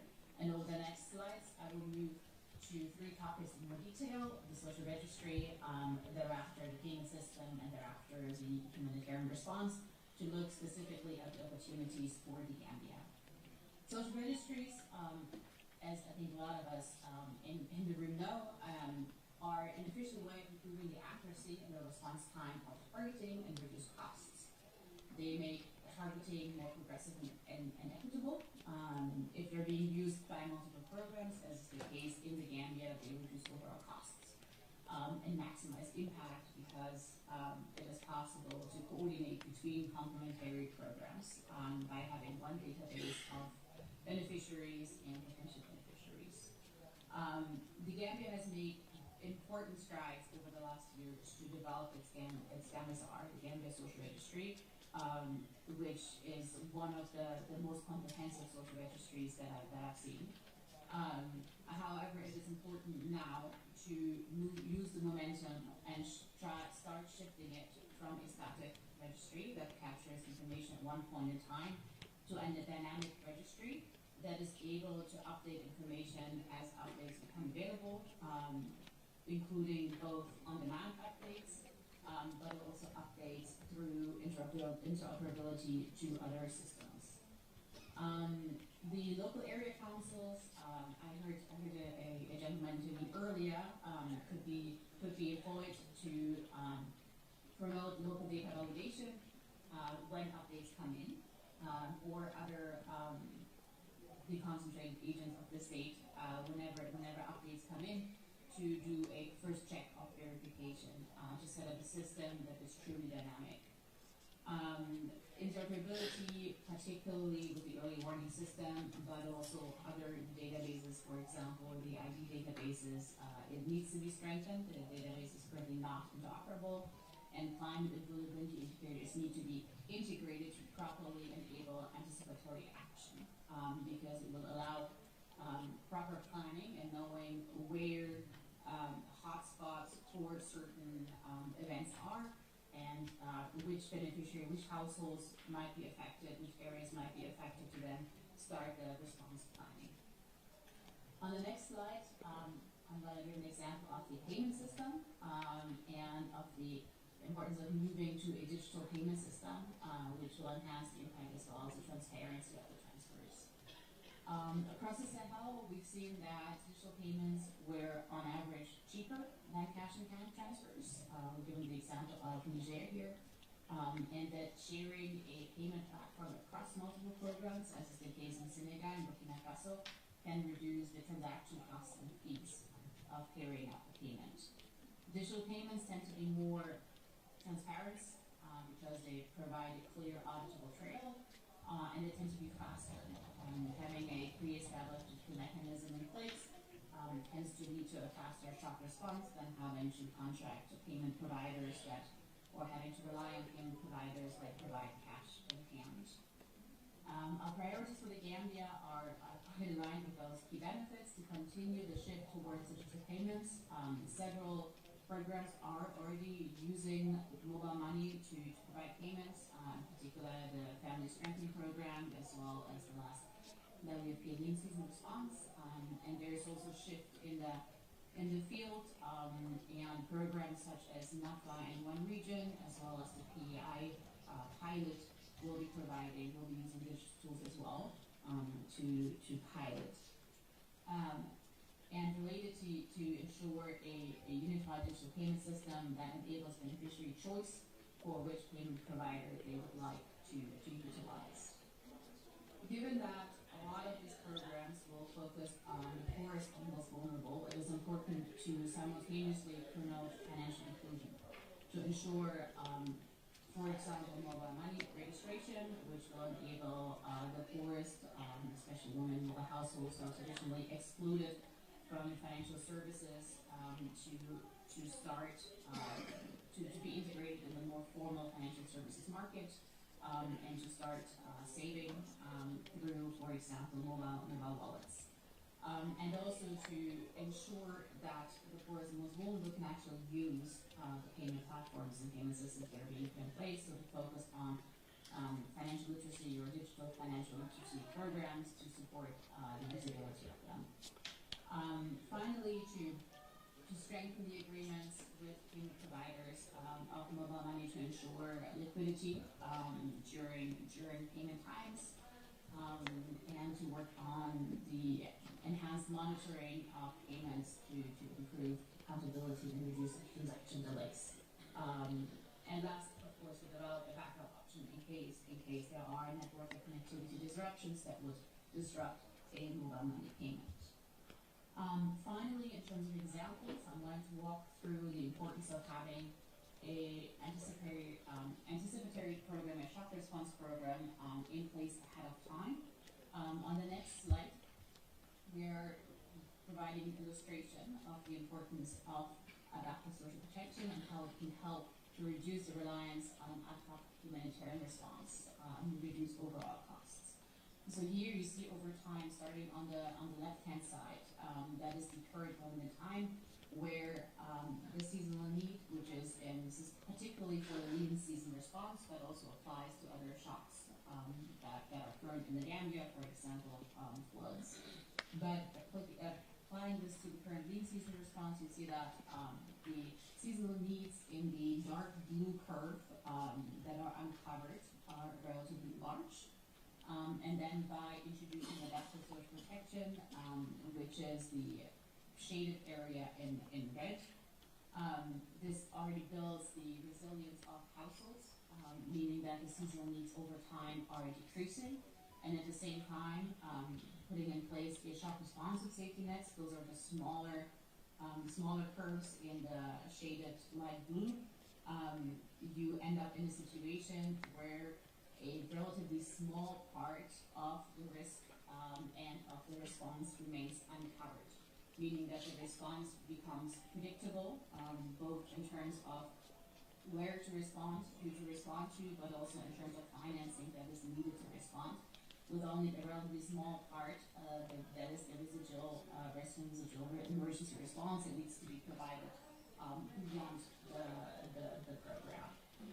On the next slide, we're then doing a replication to the Gambia, and again, this refers mostly to where needs are somewhat predictable. So in many ways, this is droughts because they tend to be more predictable early on, but also to some extent floods, which are not as predictable in terms of timing, but are more predictable in terms of where they might be occurring.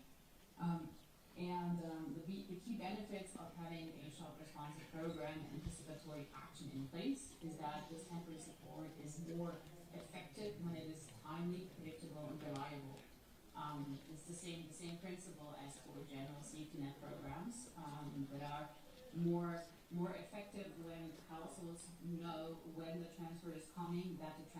coming and the transfer actually coming.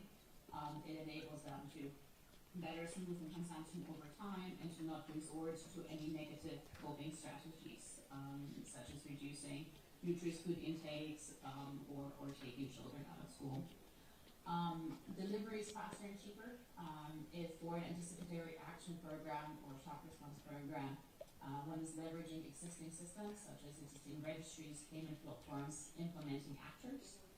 And it is cheaper to finance when it is properly aligned with the risk profile of the country, when financing is pre-positioned or pre-arranged, meaning it is made available ahead of time, and when the transfer is delivered through a regular shock response program, which has predefined modalities and institutional setups, meaning that ahead of time one knows if a certain drought indicator, if a certain blood indicator reaches the set trigger threshold, that it is then one has protocols in place that define how, with which funding, and with which quantities. The Gambia does not currently have a shock response program in place, and the first step would be to define the shock response modalities for predictable events, such as drought or flash floods. Also the dry floods, like flash floods, seem to be the one that are affecting populations more directly. And to define the triggers under which objective trigger would trigger a response, the institutional arrangements, the financing and financing protocols, and to pilot this anticipatory action to understand how it is working. Mauro, who was presented before us, with reference the disaster financing strategy that the World Bank is supporting, and some of these discussions, for example, what is a trigger, what defines a flash flood event, which quantities of rain over which period of time measured by which gauge would define an event that might trigger an action. Some of these discussions will be happening as part of the zero strategy process. Likewise, the institutionalization of pre-arranged financing, for example, through contingency funds that are able to react quickly during the seasonal climate shocks, that are rolling over from one year to the next, is also a discussion that will probably happen as part of the zero strategy process development. The integration of early warning data into planning is important because it will enable the anticipation of hotspots, for example, food insecurity or flood risk. What I was mentioning earlier, having data systems available such as the social registry linked to the early warning system enables a quantification of the potential response because it will allow us to understand in which hotspots, how populated are there, how many vulnerable households are there, which will enable us to quantify the response. And then utilizing the registry, so the systems that are already in place, the registry and mobile payment system, to operationalize the response. This will need strong coordination between all those involved. Here we are listing NDMA, NSPA, and MOFAIL, which are the three main actors, but there are others that need to be coordinated with. So strong coordination, this goes back to the building block of institutional frameworks, and coordination is very important to make the system work. And then just to highlight that, of course, we as the development partners, WFP as well as the World Bank, would be very happy to support simulations to test the readiness of the adaptive social protection system and financing mechanisms. This brings us to the last part of our presentation, where we're looking at public finance opportunities. And we're only doing this relatively briefly because I understand that my colleague Aminata from the African Development Bank has already provided substantial opportunities for public finance. So here on the next slide, this is just to highlight that there is no single best source for financing adaptive social protection. But the idea is really that it is important to invest significantly to mobilize any resources that are available. Those could be both national budgets, ODA, but also humanitarian budgets, and to diversify the sources of funds. to attract as much financing as possible to the system, which, as we've shown before, is efficient and it is a smart investment because it reduces the response costs over time to have this financing available ahead of time. And to focus on supporting systems, to focus on with the financing supporting the build-up of predictable national systems that can then be utilized whenever a shock hits. On the just finally, I think this is clear to this group, but that adaptive protection is an effective way of reaching the right groups at scale, improving their resilience, and doing so in an efficient and transparent manner. And we've seen this work even in some of the fragile settings in the Sahel. So there's all reason to believe that this has worked also very well in a country like the Gambia. On the next slide, we're giving one example for where financing could come from. As social protection folks, this is what we usually go back to. So I was very happy to hear that my colleague Aminata was also talking about increasing the envelope and increasing revenue generation, as well as shifting towards the potential taxation of some sin goods. But usually, or a lot of times, our suggestions are to focus on subsidy reform. Subsidies, particularly energy subsidies, are often put in place with the rationale of supporting the poorest and most vulnerable from potential price hikes that will enable them to, or will not allow them to consume energy.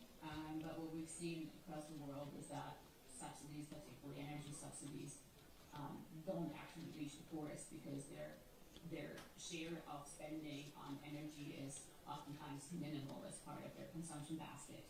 So in several countries, including countries in the region, such as Senegal, we have seen energy subsidy reform over the last few years.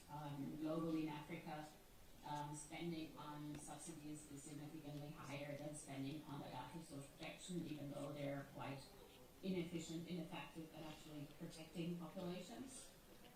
So eliminating energy subsidies and using those funds to fund an adaptive social protection system would actually be a more effective way of reducing poverty and creating fiscal space at the same time. And what we've mostly seen is that having a simultaneously consumption transfer, so reducing energy subsidies while simultaneously putting in place or increasing the coverage of a safety net has led to the smoothest transition.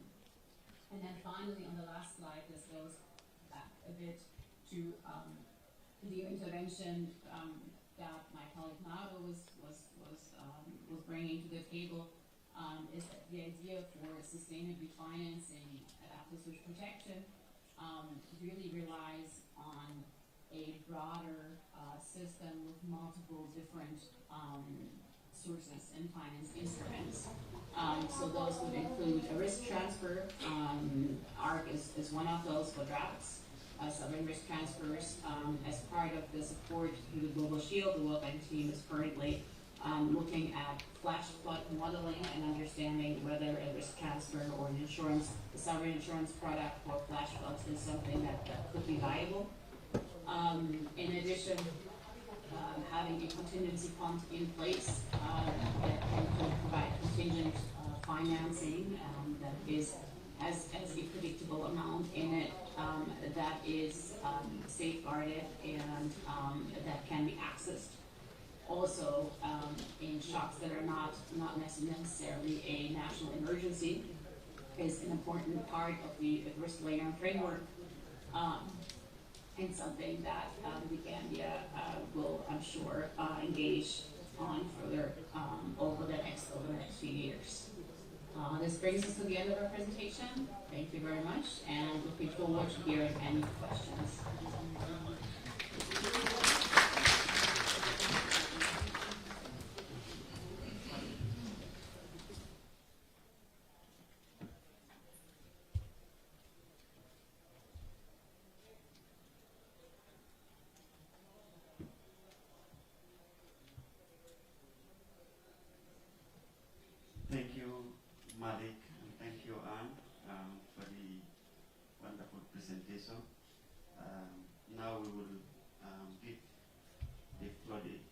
chance to also ask questions if you have any.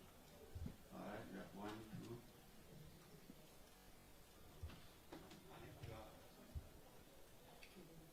Hi, thank you very much to the presenters. I'm Hassan Dai from the National Health Insurance Authority. So, you did mention in your presentation that the Gambia's National Social Registry is quite comprehensive. We also have some gaps, particularly its statics nature. Also limited or no interoperability. We also know that different stakeholders use this registry to do targeting for poor and vulnerable households. So just wanted to understand your perspectives on how these gaps affect the precision of those targeting. Because we know one of the downsides of targeting is the high inclusion and exclusion errors. And also whether the discussions shift to having a universal adaptive social protection system. And this is also coming at the heels of the global financing challenges. We know that official development assistance is expected to reduce significantly by 9 to about 15%. We also know that there is disagreement over this climate financing, particularly for the household and other vulnerable families. So, yeah, just some perspectives on that, and also how the discussions should shift from these parallel programs looking at different, perhaps even targeting the same beneficiaries to more universal social protection system for them. Thank you. Thank you. What we can respond to question, or we wait. So let's maybe.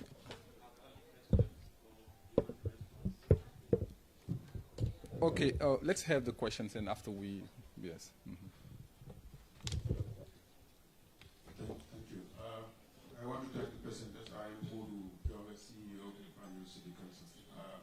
I just wanted to draw your attention to the fact that there's kind of a disconnect between the local level and the national level in terms of adaptive social protection, but also in terms of disaster risk financing. Your colleague just talks about the vision for financing. So with your expertise, with your experience, I want you to share with us how do we mitigate this disconnect between the local level and the national level in terms of vision for financing. Thank you.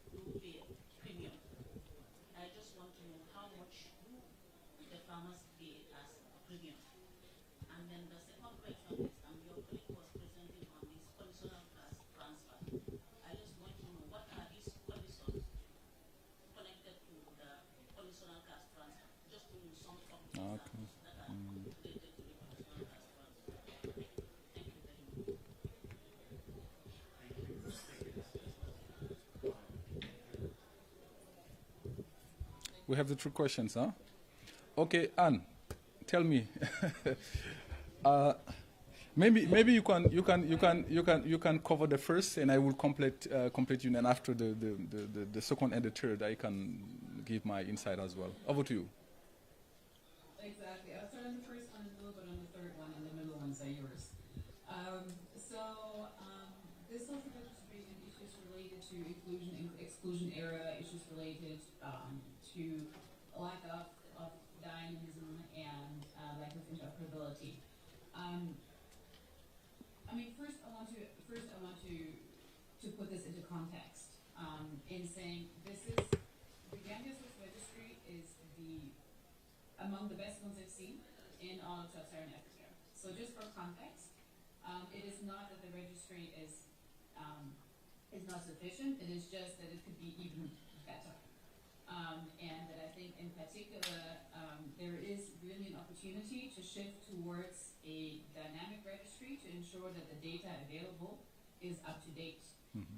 Meaning that if you want to do a shock response, you have the up-to-date contact information of people in a given location, you have their poverty status, and you can properly respond very quickly. Inclusion errors, exclusion errors happen with any targeting form. It doesn't matter if it is based on a social registry, if it is based on community selection, if it is random, by lottery. Any form of targeting has some inclusion and exclusion errors, and the idea is just to reduce those as much as possible, and in the case at hand, particularly to reduce the exclusion error as most as possible, because the idea is to cover the poorest and most vulnerable, so it's important to make sure that you really cover those. And I do think that the registry, as it is right now, is able to do that. The programs that are using it usually don't just use the data that is being provided and then go with it, but use that data that is being provided and then do a form of beneficiary verification on the ground, of community verification on the ground, and that enables the reduction of inclusion and exclusion errors, because in addition to the information that you receive from the registry, you receive information from the community, asking them, oh, are those really the poorest in your community? Is there anyone we're missing? Is there anything that has changed? So having these multiple layers of targeting, I think, reduces those errors, but they will never be zero. I think that's just a reality that we have to accept. In terms of financing and reductions from ODA, I think that is a good question, and the implication of that for adaptive social protection. I think it brings me back a little bit to the presentation that was done by our colleague Aminata before, and the importance of really building up the domestic revenue collection, domestic revenue stream, and ensuring that some of that increased revenue, both in terms of maybe tax reforms, but also just in terms of more efficient collection of taxation, that some of that is being redirected to the social protection sector in a predictable and reliable way, year on year, and comes on time. And then to work with other forms such as subsidy reform to really try to increase the fiscal envelope internally, and not try to rely as much on ODA for the financing. Finally, on the very last question, because there was talk of a conditional cash transfer from the lady from the Social Security and Housing Finance Corporation. The NAPA program to date is not formally conditional on anything. It is slightly conditional on attending social and behavioral change communication sessions, which educate beneficiaries about important things that will help them really make the most of the funds that they've received. For example, related to early childhood development, related to nutrition, related to the importance also of investing. I think for those of us who were present yesterday, we've seen the successes that the NAPA program has had so far, and also increasing the investment, productive investment of beneficiaries. So those messages are provided as part of the program, and there is a very, very soft conditionality in the sense that they're provided at the payment point, and beneficiaries sit through those sessions before they receive their payment, but there is no formal conditionality to date. Programs across the world have at times relied on conditions. So for example, one of the classical ones is that children, or in particular girls, need to attend school, primary, secondary schooling, for the family to receive a transfer to try to increase the school attainment of girls, particularly in secondary. Those conditions can support other objectives that the program might have, but there's always a trade-off, because the conditions need to be verifiable and they need to be attainable by the family, and not place an additional burden on the family for achieving this condition to be able to receive a transfer. So there's a trade-off there, and both can work. Malik, I'm going to pass over to you for the disconnect and for the farmers premium. No, thank you very much. I just want to add a little bit some operational context with regard to the exclusion and the inclusion. So the flood response and the lean season response that we have been implementing with NDMA, targeting the households that have been affected by the floods. So we receive data from the social registry. On top of that as well, NDMA is doing a kind of real, data collection or real-time data collection on households that have been affected in a given area. So what we do is we combine both information to fine-tune our targeting. So we get here the poverty data and as well the affected, and we see, if there is any, for example, duplication, and we clean our response. And it really helps us to minimize the exclusion and the inclusion. Sometimes the inclusion can be quite more difficult because we do not have any idea of who is receiving which support or different other program, but at least combining those information help us. Now, with regard to the interoperability, so what we have for WFP in other contexts, we have been able to combine geographic data for households affected by floods, using early warning system data and the social resistant data. So, and to be able to do that, you need features in, geographic information in, your social resistance. And in the case of the Gambia, that's what we have. Now, it's about now making the two data set, speaking. So you can, when, for example, there is a problem in a given space, you can do your, and you can make your request, get, the social resistance information. Okay, in this area, I know I have X or Z, number of poor people according to the social resistance. And it's already given either of how your response should be. Now, with regard to the conditional cash transfer, I think in the Gambia context, you had a very good example. The NAFA breast that was implemented, I think UNICEF and NANA, in, I think a few years ago. It's putting some condition to and target, maybe UNICEF colleagues who are here, they are in a better position to explain, but targeting, I think, pregnant and breastfeeding women, if I understand very well. It was the way it was designed. There is always a condition, for example. Even when, you want children to go to school, this is another way as well to put some condition and increase attendance and sometimes close participation. So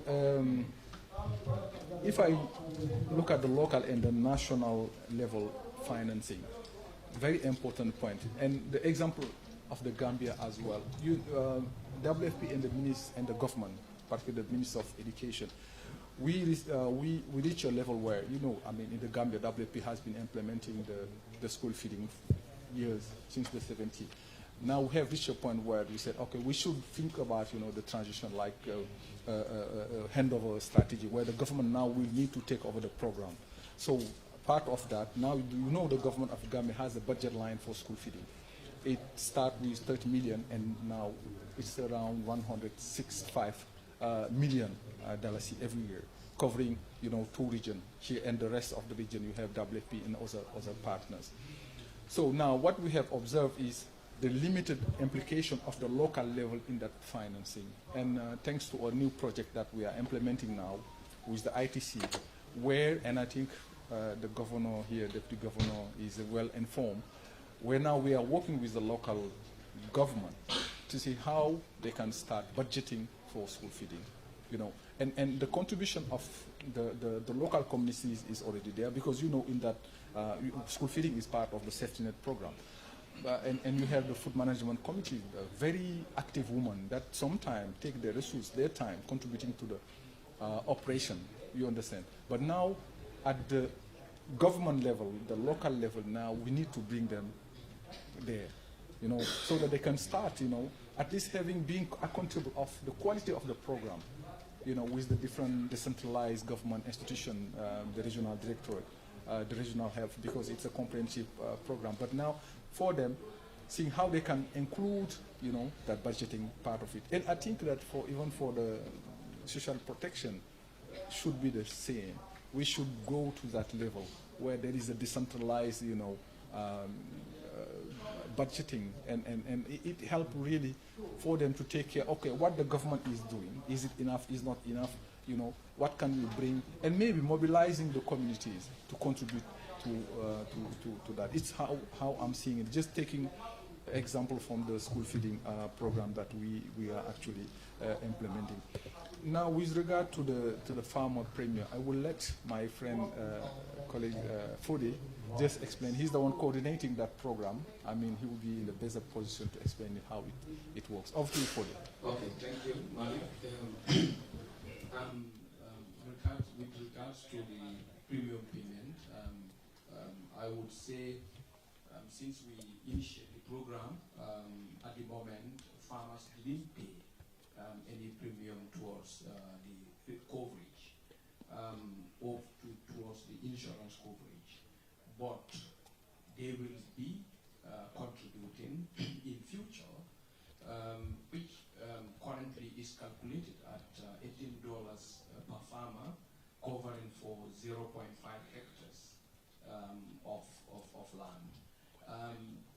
Gradually, because the way the program is being designed, gradually farmers will pay premium from their labor, meaning they will be working on risk reduction activities where cash-based transfer will be initiated, and then from the transfer value that they should receive, then they will contribute towards the premium payment to the insurance companies. Meaning, at the moment, the program is covering 100% premium coverage for farmers because it's newly introduced in the Gambia. I would say it has initiated since 2022, but coverage couldn't happen until 2024 and 2025, where there should be learning processes, capacity building processes to set the micro-insurance framework in the Gambia, looking at, in the absence of regulatory frameworks which are also underdeveloped, to make sure that the framework is well established in the country. Then WFP, being a development partner, would step aside and at least gradual handing over to the local insurance market in the Gambia. Thank you. Thank you very much, Fode. And just to let you know that this is now becoming, this is growing in the Gambia. We have now 3 projects or 4. You know, the Adaptation Fund project, which is implemented by WFP and the Ministry of Environment. We have the AI CRM, you know, which is an IFAD project implemented by WFP Roots as well, where the rich beneficiaries will be covered with as well the premium. And now we are going to have a new project with the Climate Action Window with the African Development Bank. The idea is really to institutionalize, to democratize, is it a correct English word, but just to make it accessible to farmers, that they know that, okay, if there is a problem, they can, if they are covered, they will receive a payout.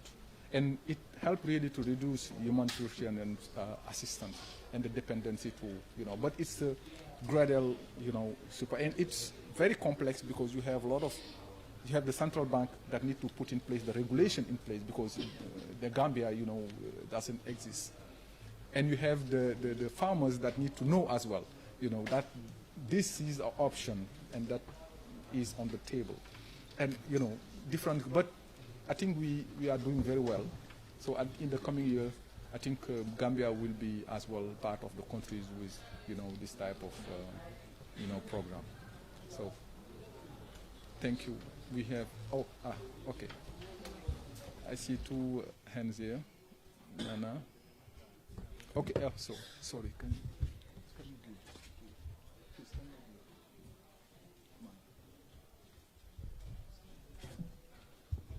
So this will be our final question, and then contribution. Not a question, but to throw some bit of light on the issue of the consumer cash transfer. I know currently, I'm not sure of any consumer cash transfer that's existing in the country, but we have some experience in consumer cash transfer that yield results in many ways. Between between 2014 and 2020, we have the maternal and child national health project using the RBF. And in that project, we use conditional cash transfer to entice nurseries to adopt children behaviors. At the time, the issue of booking early in pregnancy was a challenge because women don't want to show up their pregnancy. That's a national context attacking it. And there are also a lot of deliveries are done at home by TBAs. So in that project, what we did is to put condition to any mother who come to the clinic early to sort of book in the first times of pregnancy, they are given a cash transfer. So this has enticed women to come out within the 3 months of pregnancy to book, which has an impact on their life and the life of the fetus. We also seen that in many communities now, the health people are here now. Almost all the deliveries are conducted at the health level. This is because the TBS has now shifted their delivery, and they are becoming accompanying members of the pregnant women to the pregnant clinic. So this, I think, that are working. Even the breast that was got by Mali. With UNICEF, we also have conditions that in that fund, we're targeting women with children under 2 years. But every woman, before you get a cash transfer, you must attend the clinic, so you get the child, get the immunization, but also get the drug monitoring, and you also must attend the user education that goes along with it. So if any mother fulfill this, you are given $600. So this has also cost higher turnout at the clinics to ensure that women bring their children for drug monitoring, for immunization, for practical. So I think this is something that we can do, although we understand that the RBF have now been shifted to a health insurance, but the two should go in tandem. Yes. Because the RBF sets stage for quality of care, while the insurance can ensure access to the services. I think that can work. For the needs of people out there, they can make sure that more. Thank you. Okay, sorry. My name is Alaji Mohammed Salah, coming from the Social Security and Housing Finance Corporation. I think if I can hear well, made mention of Gambia not having a social protection, adoptive social protection system. And if I fully remember, there was a time, there was a workshop that was conducted at Nana, which I fully remembered you were one of the resource persons. And the workshop was to assist Gambia to have an adoptive, a shock responsive social protection system. I can fully remember. And there were breakout sessions, and it was very intense. I think you can be a witness. Yes. And at the end of these sessions, recommendations was made and a committee was formed, so that this committee will guide the government so that we have a shock responsive social protections in the country. So, but today, if I'm hearing that still that is not in place, then I don't know what is happening. Maybe I don't know whether you have some idea about it here. So that is what I wanted to write up. Thank you. No, thank you very much. Quickly, I can respond to the question. You know, when there is a new system, it always takes time to, to form. So we have initiated the process, and after that workshop, at the WFP level, we have developed, we receive a lot of inputs from the different institutions. We have developed something. And just after, if you remember, I don't know if you were part of that, as a World Bank brought another team who came as well to continue from where we stopped, bringing the adaptive social protection. Now, it's a continuation now where, and thanks to the Global Shield, process, now this is the operationalization of the adaptive social protection is now becoming a reality. From, I expect, end of this year to early 2026, we'll see a lot of initiatives, activities going on. That's why even with the World Bank, that's why we are seeing this joint presentation. We don't want to duplicate ourselves. We want just to complement ourselves. They have a lot of work to do regarding, making sure that the policy documents are there, the strategy are there. From WFP side, we'll work on the operationalization part because this is our DNA, doing operation. So, and I think you will be back around the table, so, you know, and we continue, you know, the work, but at another level where we move now to the operationalization of the ISP. So I hope I responded well to your question. So thank you. Malik, if I may come in just very briefly on that as a compliment, I think exactly. It's good to have people in the room who are keeping everybody honest and reminding us of the meetings we have had on this and the discussions we've had on this. And I just wanted to highlight the progress that has been made since that meeting in, I believe, 2023. The GAMBIA at the time was not national. It did not have national coverage. It was purely covering rural areas. It wouldn't even have been able to respond to a shock or to be used for targeting of a shock in, for example, the combos, which is where we see most of the flash flooding in the country. The NAFA program has expanded substantially. A productive economic inclusion program is underway. And jointly with others, the World Bank is supporting, through the Global Shield, a program that would actually pilot adaptive social protection transfers by linking sovereign risk insurance to a payout through the social protection system. And that effectively is adaptive social protection, with a program that will have predefined triggers and predefined delivery modalities. And as Malik has pointed out, this is really a topic where we as partners, WFP, World Bank particularly, collaborate very, very closely and are very complementary in our support, and will jointly push that agenda forward. So I think it's just a good reminder also of how far we've come. Systems building is not something that happens overnight, as we all know. It takes time to set these processes up. And I do think we are now at a critical juncture where a lot of progress will be made over. I'm going to be a bit more cautious. I'm going to say over the next few years instead of over the next few months, but I'm happy to be proven wrong and follow Malik's very optimistic view of progress happening. Thank you.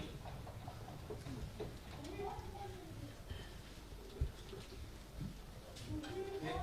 Thank you very much, Anne, and thank you, Malik, as well, for that presentation. And thank you guys for your contributions as well. Thank you all for your contributions as well, your questions and answers. I think that was a very, very interesting presentation on adaptive social protection. And so now I think we've been seated for quite some time, and it's been very cold. So we'll take a quick health break, just 10 minutes for us to walk around. We've got some hot beverages on your way out on the corridor, so you can indulge in that as well. And in 10 minutes, we will reconvene for the next presentation. Okay? So a very quick health break, so we can just move around and come back.